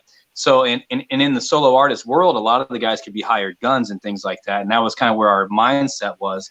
And then the sound changed progressed so much differently that we decided to name the project Meager Kings. And now I think that we're going to definitely, I see it as in, we're going to have Kings that come and go as part of the group as a project more than just a band. I think the Meager Kings is more of a project. It's so it's like, yeah. And especially we're working with guys that are in the industry like yourself, Howie, and your guys. Not everyone is going to be available all the time because they have serious projects and bands they're part of. So we really want to use our best, bring our best foot forward and bring the best guys along that can make the job happen and can do it, sort of thing. And guys that have the kind of experience that you and the guys have, in Ballyhoo. So like, and that's really where our goals are. So Meager Kings as a band, like we could have umpteen number of people in the band. Everyone's part of it, and it depends on when we go into the studio as to who's available to do the job when it's time to do the job, and who can do the job the very best given at that given moment. And I think that's one of our kind of advantages as Meager Kings project is we can, it's not like because obviously, I mean, we didn't grow up with the band the way that you grew up with the band and having everybody. We've been in this for 15 years together. We're really like just building this thing, and of course, we want the pieces of the band to come in and guys like Randall and stuff like that to be right there by our right hand man and get through the entire. It'd be beautiful to turn around in 20 years from now and be able to say the same thing you did, Howie, and say this band has been together. It's been us 5 or 6 guys for the last 20 years, and it's just been amazing. But that's really what our goal is. But when it comes to the Meager Kings project, we feel like we really need to. We really there's artists that are and musicians that are at high levels that are available and their schedules between their other major tours with other major bands. And I think that's something that maybe Meager Kings has that most people don't. Is that we do have our fingers in on a lot of you guys. We got our fingers in a lot of you guys there, Howie. Yeah. Inside you. I don't think anyone signed up for that, but okay. Well, nobody usually signs up for it. It just happens. This is horrible. And he's right about that too, because fortunately enough, since dating back to 2017 when we started working with Jason DeVore from Authority Zero, we do the Tour DeVores, and we've had the fortunate opportunity to be bringing on other like national artists like yourself, Mike Pinto, Scarp from the Supervillains, Hayden Hansen. I mean, the list can go on. Kenny Mullins. I mean, we got quite a few people that have, sometimes you guys are really looking for work when they need it. And Krista Makes from Less Than Jake, who jumped on with us on this last one in January, which was, I'll be honest with you, that was the all-star crew that tour to me blew my mind just because of how Russ and I were able to work with you, Howie. Thank God that, you and I were able to take a hindered, straight, strong look at everything, which thank God for that. And, and it brought a lot of good guys to a great tour that can branch off into other things that we do from the latter part down the road. Now we're able to possibly start writing music with these guys and getting all these guys on, the next album writing, guys like Krista Makes and, the horn sections from Real Big Fish and, maybe Ted Bone, all these guys. So it's, there's opportunities there where this has really helped us be diverse enough, modular, as you say, to be able to bring in other guys into, even ladies, into Meager Kings and be able to progress. Cause obviously there's a lot of collaboration going on right now with bands, and that's where we're all leading into. And that whole collaboration factor, everybody who's doing an album in the future should always collaborate with everybody, regardless if they're somewhat regionally independent and or whomever they may like. Everybody collaborates. But I feel that we've been very fortunate to work in the confines in the right direction to get guys like Chris, yourself, Jason. Eventually I want to get Donald out there with us and maybe turn it into a 2-piece setup, because Russ and I go out and do those tours together where we're shooting duos all the time. And it'd be awesome to get your guys' counterpart out there with all of you guys to do the, when the world opens up to us being able to do it again. Those are the things that I see that have been fortunate for Russ and I with being able to make that bridge happen. So as long as we can continue to keep manifesting those ideas and keep being able to produce, scratch music on our end to send over, like Russ said, it doesn't matter. We could end up with 10 people in this group where, there could be a tour down the line, and you've heard me ask Nick and Donald too. hey man, when you guys aren't touring on the big stage and some of these guys aren't doing anything, would you guys want to go out and play some shows as the Meager Kings? Because it's that's the team, that's the family. It's a collab, and blessed if we're blessed with it. Like it can be like ideally like it can be considered like one of these like collaboration super group people, like one of those kind of one of those kind of things. And it's just all about bringing everyone together when they can do it and make it work that way and produce the music to the very best of our abilities, and having guys like yourself and Donald and Nick on board make that so sweet, man. Honestly, I will say too, what's helped out is being able to grab up Jay D'Annunzio from out your guys' way on the East Coast. Mm-hmm. Love you, Jay. Yeah, obviously he works with Joey Harcum, and he's out there, around the Bump and Ugly scene with all those guys out there. So I feel fortunate that Russ and I were able to get him, situated with us, and even like Paul King from out of Florida with the Summer Survivors. These are all guys that are all doing something, that are all in other bands. Donald and Nick, and even like you guys got Ballyhoo, and you guys are out there killing it nonstop. So every guy that we're working with has other bands going on. That it's great, because those are the guys obviously we want to be working with on a consistent, because these projects are always constantly going to go out, and no matter who's involved, we want to make sure that family runs all the way for the next 20 years, and definitely make the Meager Kings one of those modular groups that's an all-star eclectic of, it could be nationals, it could be the independent regionals, but I think that Russ and I are very fortunate to be situated in that box right now. So yeah, it's a very cool approach. You're going to be able to, I don't know, play shows and have different guys come in and out, and then when the next record comes around, I mean, who knows what can happen, Yeah, who knows who can be on it, who knows who can be on the different instruments. And I think it's all about that sound and finding the sound and finding, because the songs are the songs, they're going to be, whether they're, would be coming out like acoustic or with however many pieces are needed for each song to create the project. You just never know who the artist is that's going to be able to answer the phone call that day and say, hey man, what are you doing between this date and this date? And ideally, I like the fact of getting everyone together and I'll use like John Mellencamp as an example. This dude spent his entire career with a different band behind him almost every single tour, right? And they were all talented, great dudes, and they would get together and like hustle the shit out of rehearsals. It would be nice and organized and out of rehearsals, and then they'd hustle the shit out of like stage rehearsal for 2 or 3 weeks straight, and then hit the road for 3 or 4 months, kind of things like that. And that's what inspiring to me. Like that's something that I would like Meager Kings to be able to do once we decide, or once we know who can go and when they can go. And have all this music that's already developed that from a core group of guys that they can go and learn their parts and play their parts. And if they become more part of the creative process of it all, then they'll be in the studio working on it too. You know what I mean? And if by chance their schedule doesn't leave them open to go on the road with us, there's going to be another professional that can do their job. So that's a different approach.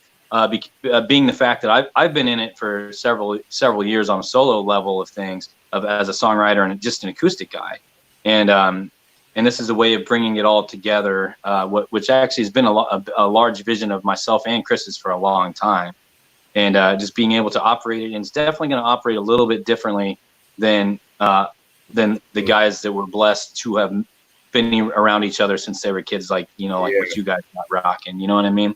Because I grew up in a town where I was the only person I knew that played music.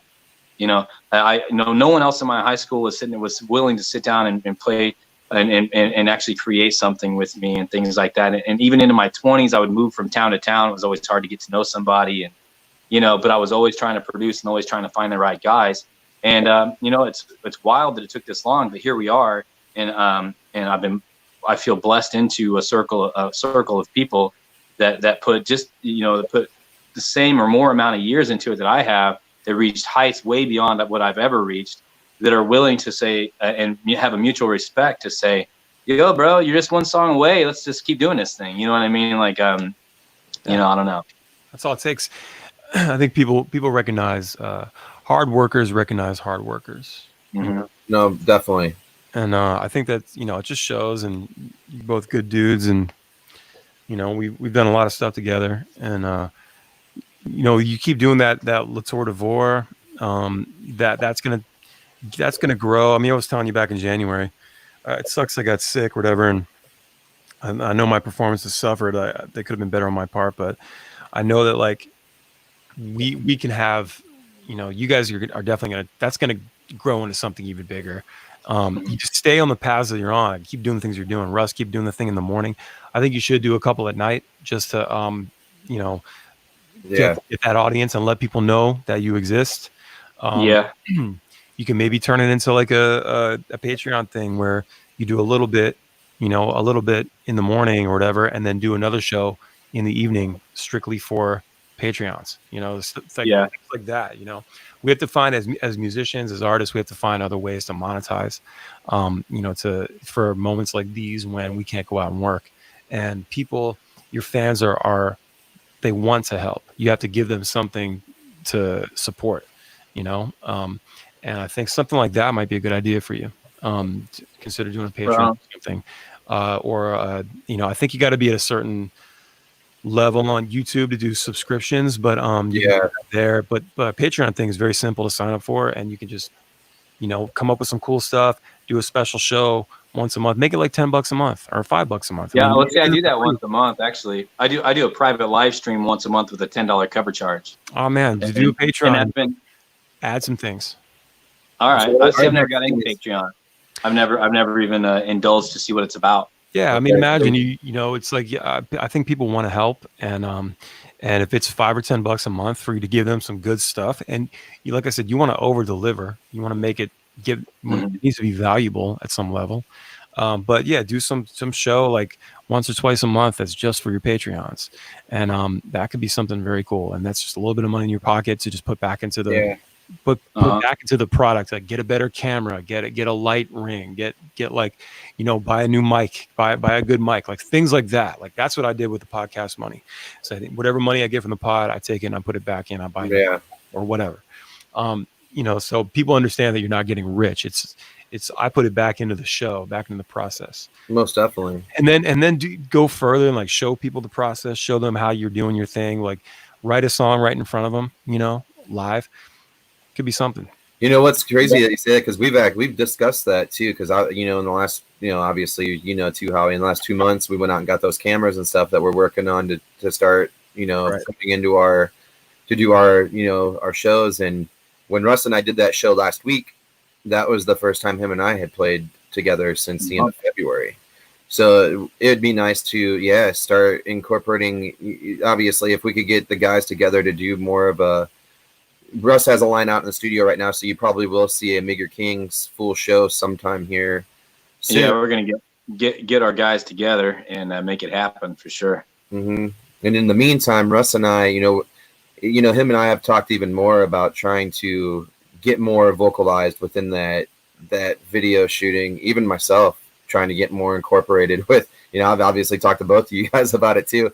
Getting on there and putting little blimps out to the people, regardless, and no matter if you're on the islands or if you're driving down the road or walking through the city of Indy, you're right. You should always be putting it out there for them, for the fans. But like I said, I have to get better at being vocal to that too. So there is a mainframe to that. Yeah, there's a, because I think you might think in your head, like, it's subconscious too. Like, nobody wants to sit here and watch me packing up orders and putting labels on packages, but they fucking do.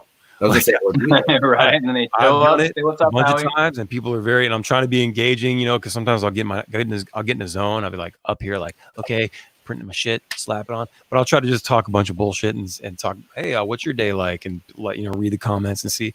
But you'd be surprised, people definitely want to see these things. They want to see like how we operate on the daily, when they don't see us on stage.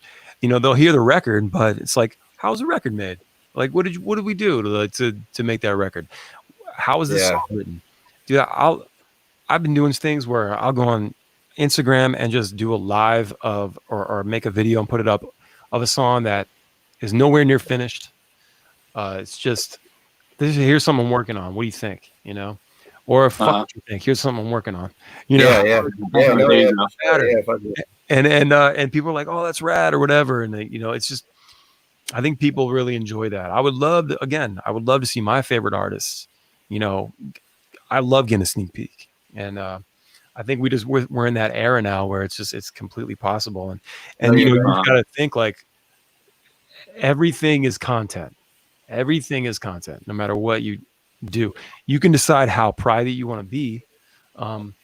Nobody's saying you got to put your kids and all your family and all in the videos, but it occasionally happens. My daughter will come here and jump on my lap when I'm doing a live or something. But but you know, it's like, I don't know. Everything's content. It's like me when I'm deciding what LaCroix I should buy next. You know, like I'll take you to the grocery store with me. What do you think I should get? You know, it's just fun, and it's something to take people's mind off of things for a while, and you end up creating this organic relationship with your audience that you can't pay for that. You can't. No, you're right about that. Yeah, it's literally priceless. You know, so you know, it's an interesting thing the way we're all working these days. I'll be honest with you. So it's you know, seeing the whole content streams and everything picking up in the social media world of the platforms and all that stuff going on. Here's one thing: I wish more people would use Twitter, though. You know, everybody's on every platform, and you probably should be on every platform just because, you know, some people aren't on Facebook. So, yeah, you know, for instance, Russ, you should definitely be, when you do your Facebook in the mornings. Well, you know, you should probably have a laptop going too, where you have. Like I'm working on getting all that together. I finally got me a MacBook. Oh, cool. So you're gonna like get on and start doing some good stuff there, and try to get like multi-platform. Does StreamYard, does it go across multi-platform? It does. We're streaming to YouTube and Facebook right now. Oh wow. Well, hey, what's up, people? Love you. Yeah. So that's kind of crazy though. So StreamYard is like, when I asked you about Zoom, what made you switch over from Zoom to StreamYard? What was the difference? Zoom is great. Zoom, you can have like 100 motherfuckers in here if you want, which I don't ever want to do that. But it's just everybody talking over each other.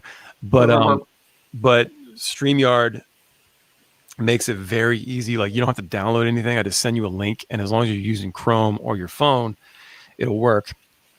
And like with Zoom, it automatically makes you download the app, which some people don't like, and that takes a little longer.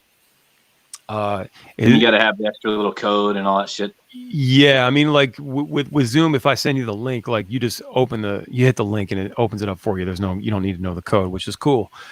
But also with Zoom, it's kind of, there's a weird workaround to get your audio into my interface, for me to record it and broadcast. Whereas this StreamYard is just like, this is it right now, and this is going out. And then when I'm done, I'm going to download the video and the audio, and then convert this into my audio podcast and throw that up on Apple and Spotify. But it's just very simple to use, and like being able to like fly in comments like this guy right here. Who this? Who is that guy? Who this? Who is that guy? Who that? You know, I love this feature right here. What's up? Hey, Donald. What up, D? How you doing, man? They were talking really nice things about you, Donald. Yeah, we were talking mad shit earlier. Mad shit. About how good of a drummer you are. Well, you know, so that's why I like StreamYard. You can only go up to 5 people, and I feel like paying $25 a month, I should be able to have more people. But you don't really need more than that on a podcast anyway, I don't think. The price point's a little high. I think they could do $15 a month, but you know, the stream seems pretty flawless. It's I mean, it's hard to do like music sometimes because the audio will drop in and out. So I got to go back to OBS and use that and stream it there. But I like it. I like being able to use the graphics and fly in the comments like this. And you know, it's just nice. It's a good way, and I can throw in my intro, and it just looks dope. You know. Yeah, it seems very streamlined, and like I said, regardless of the price point or whatever. Just looking at it from my end and like seeing the whole setup and like seeing the Facebook post popping in, I think like it's crazy because I can even see them when it pops up on my end, the little picture of who it is and who's posting what. It's all live. And also, when it's done, it posts right to Facebook and YouTube as a video. So I don't have to do any post processing, Yeah. The only thing I don't like is that if my guests aren't recording themselves, like with a good mic like this, on a separate like Pro Tools or GarageBand or something, this is the audio that we're going to get in the audio podcast, and it just sounds terrible. That's my one gripe. So I try to get my guests to use a mic and record themselves and then wave when we're done, so I can do it there. But it doesn't always work out that way. So this is cool. This is fine for now, But I'm definitely going to work up, and eventually, like, my whole goal is I want to get out of this place into a new house where I have a separate building, garage or whatever that I can turn into a studio, and then so it'll be multi-purpose, like record bands, but then also be a podcast studio for video and all that, and just have everything set up. Have people come to the crib, and we'll record some music, we'll do a podcast, like stuff like that. But this is great, being able to talk to you guys in Ohio and Indiana.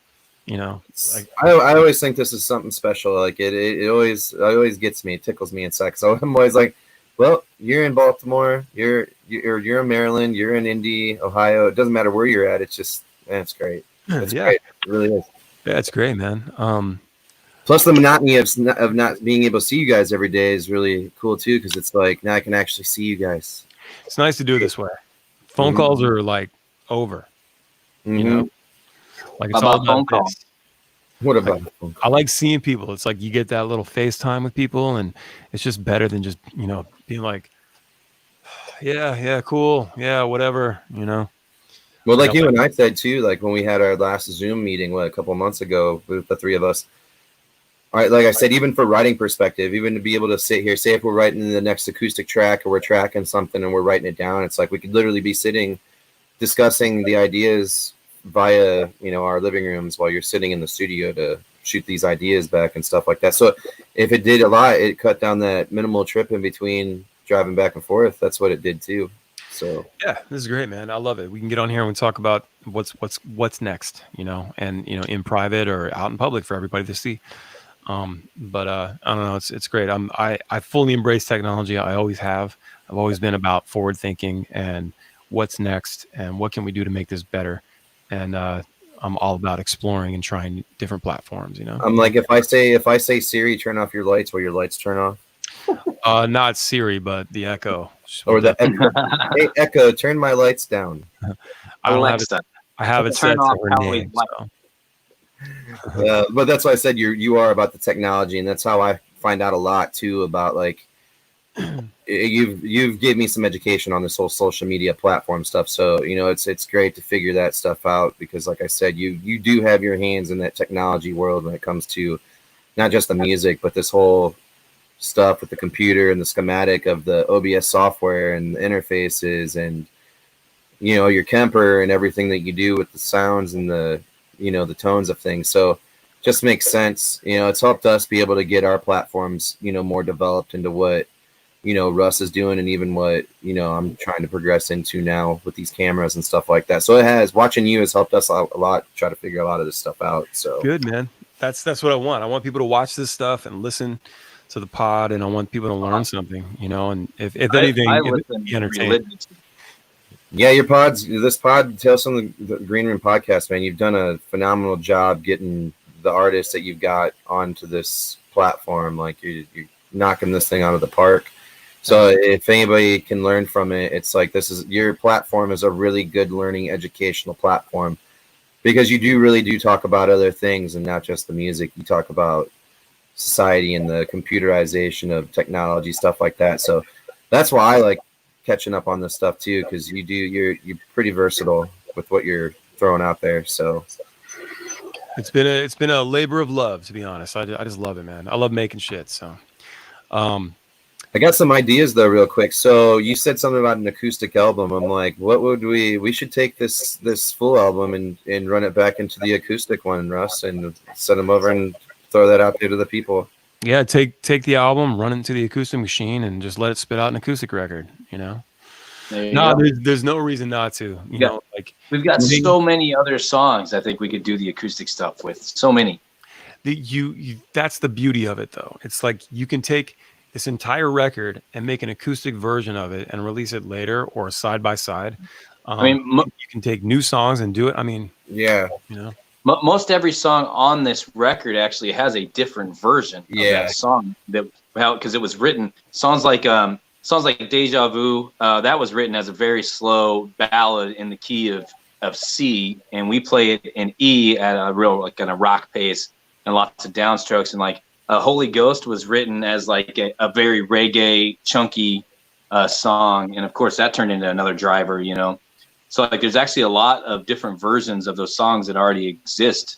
So that's probably not a bad idea. Probably. dude, there's no reason not to. And I think people love acoustic music. Acoustic guitar is so non-invasive, and you can play it like anytime, just when you're chilling or whatever. Yeah. And it's a nice way to like hear the songs in a broken down, stripped down manner. Really listen to the lyrics, and you know, you can really appreciate it. Yeah, I mean, why not, dude? I think we should throw together like an LP or something like that, Chris. Like do like 4 or 5 of these songs differently. Yeah, well, I mean that's not far off because, like I said, a lot of the construction of all the songs that we've ever done all came from acoustic. So everything that I've ever worked with Russ on that he's thrown out there, that's my bread and butter, baby. You know, my mind's always taken. It's weird because my mind always takes the songs into a whole nother. Like my mind takes it into a whole nother world of like I'm hearing things when he sends it to me. So being able to take it back to the OG of where the songs, you know, came from would be pretty cool for the people to see, like, because the songs are different. What you're going to get from this Meager Kings album that's going to come out is completely different than what it would have been when you listen to just the stripped down acoustic versions of the songs. So there is a variety for people to have a difference between what the acoustic song is going to be and what this album is going to come out being. So I'm actually really happy about that because there is a differential within the acoustic and the full album production. So look at us getting creative. We did it. We did it. No, man, think outside the box and just make it happen. You know, if you've got the time, which we do, you know, like make some stuff and just put it out. I really think just I love the Russ that you're doing this morning show, and I think you should do a couple evening shows. Like I said, get some new people into it, draw them to the morning show, and then possibly set it up to do a Patreon or something that's going to monetize your you know, your passion and get people stoked and you know, give them something to support, because I believe that people want to support and want to be taken away from this bullshit that we're dealing with. People are thankful for like taking away. I mean, entertainment is so valuable for that reason alone, is that it lets someone escape even for just 3 minutes, escape a lot of the pressures of like true life, you know, the reality. You know, the dailies. Get them away from the dailies. If you can take somebody away from the daily for at least 5 minutes and give them a Zen moment of a meditational moment, and that's the music that does that, then I agree. It's like, get everybody out for 3 or 4 minutes, take a deep breath, walk outside, listen to the tune, listen to everybody's tune. Every day. I promote it every day like that, just like that. You know? When there's not a pandemic, people need it, let alone right now. And I think most of the time people don't get to take a moment for themselves as much as they want to. I think people don't take it, but I think people don't get to take it. They don't get the time. Some people are super busy with a lot of things, family, you know, maybe they're just really upset about a health bill or a car bill, like because they got to get new brakes or something. Like, because life comes at you, dude, and it doesn't slow down. Life hits you hard, and it does. And when you think that you got it, you don't. It's just the way it is, you know. Yeah, it's all about how you respond, you know, and hopefully people, you know, there's a lot of people that can't see past it, you know, and it makes it really tough. So I try to tell people that, like, you know, there is a way, like we'll get there, we'll get to the end of this, get through it or whatever. it's all about how you handle things. If you can try to handle it in a positive way and not think your life is over, there are certainly certain events that will crush you, you know. No, for sure. But you know, and it's everybody's in different situations, but you know, it gets dark sometimes. You just gotta stay strong and try to stay positive. I will say, you know, I will say without like family, good friends, and just great minds of people around, everybody should circumference themselves around that, because like I said, you guys, you know, I don't mean to be like, hey, you know, without you guys, I could have been in such a different ballpark right now. You know what I'm saying? Like this year for me has been crazy between, you know, my mom and then all this COVID stuff. It's like, but my point to it is, without the good people, the stronger minds, you know, a lot of things could have, you know, went whatever. But like I said to people, keep the good people with you regardless of who they are. Stay strong is what my point is to that. There's a lot of good minds to help you beat the obstacle. A good support system. That's so important. You know, surround yourself with people that are positive and support you and push them, and be happy for others when they got good shit going on. Most definitely. He's supportive. Russ tells me all the time how stoked he is about the stream or with the new music or whatever. Like that, yeah, dude. You know, all, it seems like a little thing, but it all counts. It makes you feel good about yourself. You know, it's like, and if everybody felt good about themselves, we'd be in a way better place. You know? Amen, man. I'll tell you what, man. I have not been able to stop listening to your album, by the way. I'm like not even joking. Between my phone, I turn phone on, and it makes me feel good is what I'm saying. Like it starts my day off right for me to go out, and like as soon as I listen to those 9 tracks, I'm like, all right, my day started, let's go. And you know, obviously our music's involved to me listening to it, but I have not been able to stop hitting play on this album every day, man. So it makes me feel better. It makes me feel good in the mind. But it goes back to what you're saying. Like you do hit a lot of people with words. So that's great, man. I love to hear that. That's all I want. Keep feeding.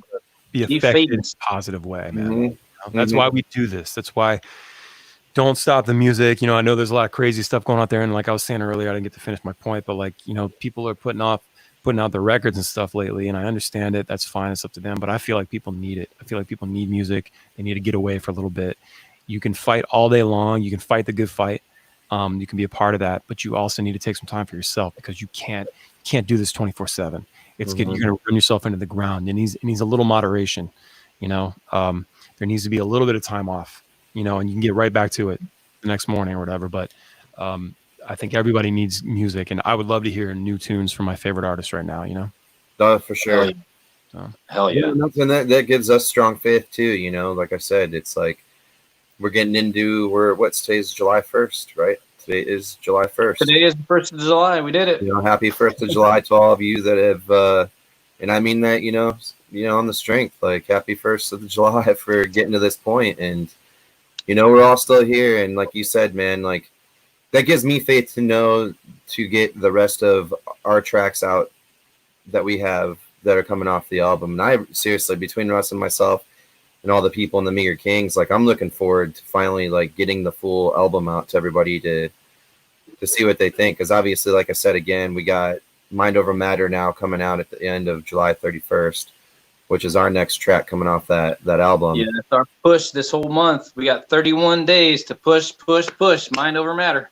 Mm-hmm. And like I said, and that just is not just for Mind Over Matter either. That goes along with Shake. Like I really feel that we put Shake out at the right time frame for everybody to adhere to something, to, you know, get some feeling from that. Mind Over Matter is a big one to me, because I really feel like that one's, you know, like, you know, obviously we say think before you speak, and that's there's reasons for that. But going back to the first 2 songs, you know, Holy Ghost and Cannonball, being able to have, you know, Jason and Nick and you know, and Donald and everybody just rocking those 2 songs out. So like I said, you know, everybody just pay attention. Holy Ghost, Cannonball, Shake, Mind Over Matter. 4 songs out of 10 so far, and we still got 6 more to go that nobody's got to catch on to yet that we haven't released. So are you guys releasing singles, or are you going to release the album soon? We'll end up doing the full album. So It depends. After Mind Over Matter, we may put one more single out, which obviously the three of us can discuss if that's the case. But at that point, I'm also saying the full album, hopefully by the end of the summer, maybe by Labor Day. Would be a good one to go with too, I think. Could be. But we want to release the whole album in its entirety. But yeah, like you said, Apathy Nation could be the next one after Mind Over Matter. But I would have to say by Labor Day, September timeframe, that full album will be out to the public. Yeah, I'd like that too. Mm-hmm. Really like that. Yeah, that's cool. Yeah, because at some point, you know, if you keep doing singles, you're are you guys stacking them? Yeah. Yeah, if you keep which I did. So this new album, it became a surprise album for us because we were just doing the singles thing. We were stacking. Mm-hmm. At some point, once you hit a certain duration, Spotify and Apple declare it an album. They categorize it as an album. So all of a sudden you got an album. If you put too many songs on, it's like 26 minutes, maybe. I think we're like, because the album is like 29 minutes long or 28 and a half minutes.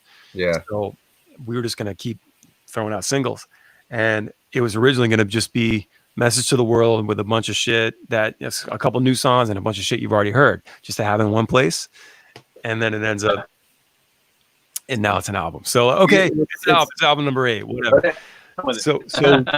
So remember that. So figure that when you, so maybe another single, and then it's time to do the record. That's what I was. It's interesting that you actually said that too about that, because when I was looking through your track listings, I'm like, hey, there's some songs on here that he had that were already that had just come out. But now the explanation of you explaining that, it makes sense that they took all of the singles and they compacted it into that album. So now that you actually just answered my question to that, because I was going to ask you about that. For all the fans watching and wondering right now, you're going to see a lot of this. You're going to see a lot of your favorite artists putting out singles over time, and then eventually there'll be an album with singles that you've already heard. That is more for us because it helps generate more streams for our other songs. But it's also for you in that everything's all in one place now. So we're going to try to leave some things as a surprise if we can, but you are going to see a lot of singles and stuff from the past. But for the next stuff that we're going to do, it's going to be a clean slate. We're starting over.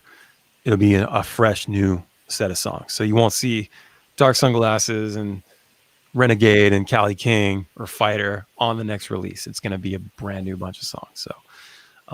So I'm hoping to have another single out end of this month. Speaking of which, happy 25 years to Ballyhoo. Yeah. Happy 25, Ballyhoo. July 1995 is when we started this band. Band, boy.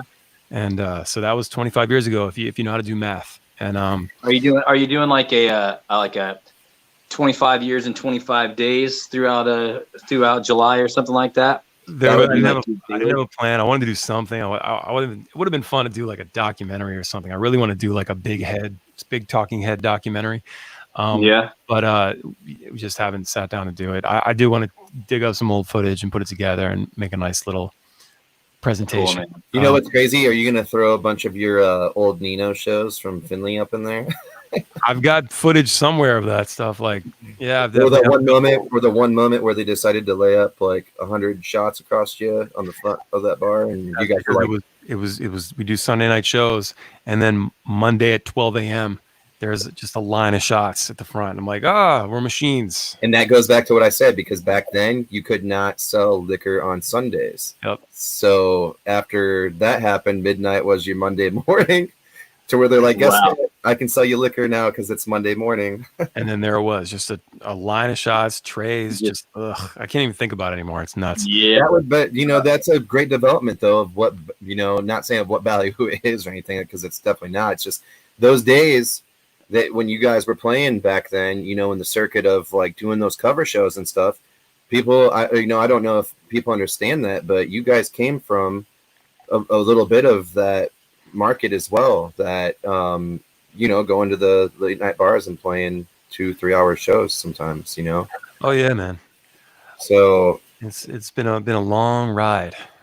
So check this out. In 1995, Ballyhoo starts rehearsing for their first show, which will happen in March 1996. But the band forms officially 25 years later, July 1st, Virginia decriminalizes weed. That happened today. Happened today. Ta-da! I'm not saying there's a connection. I'm not saying there's not a connection. You know what? I would wondered. Like, stand with you in that there is a connection. I'll put it this way though. I posted to your post the other day. Marijuana laws, or is this even real? And I listened to marijuana laws about a week and a half ago and thought that same exact thing. And I'm like, none of this is going to be relevant to what they're about to do. One day that song will not be applicable, and I'm totally cool with that. I'm totally fine with that. But you know what's cool though? There is a point in time where that song came from a duration where that was very applicable. Yeah, it wasn't until Colorado finally did it in 2014. So it's like, here we go. It's just why it takes so long for other states to catch on. If it's good over here, why is it not good over here?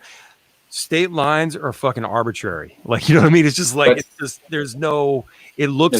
if you cross from Maryland into Pennsylvania, it looks exactly the same. There's parts of Maryland that look just like Pennsylvania.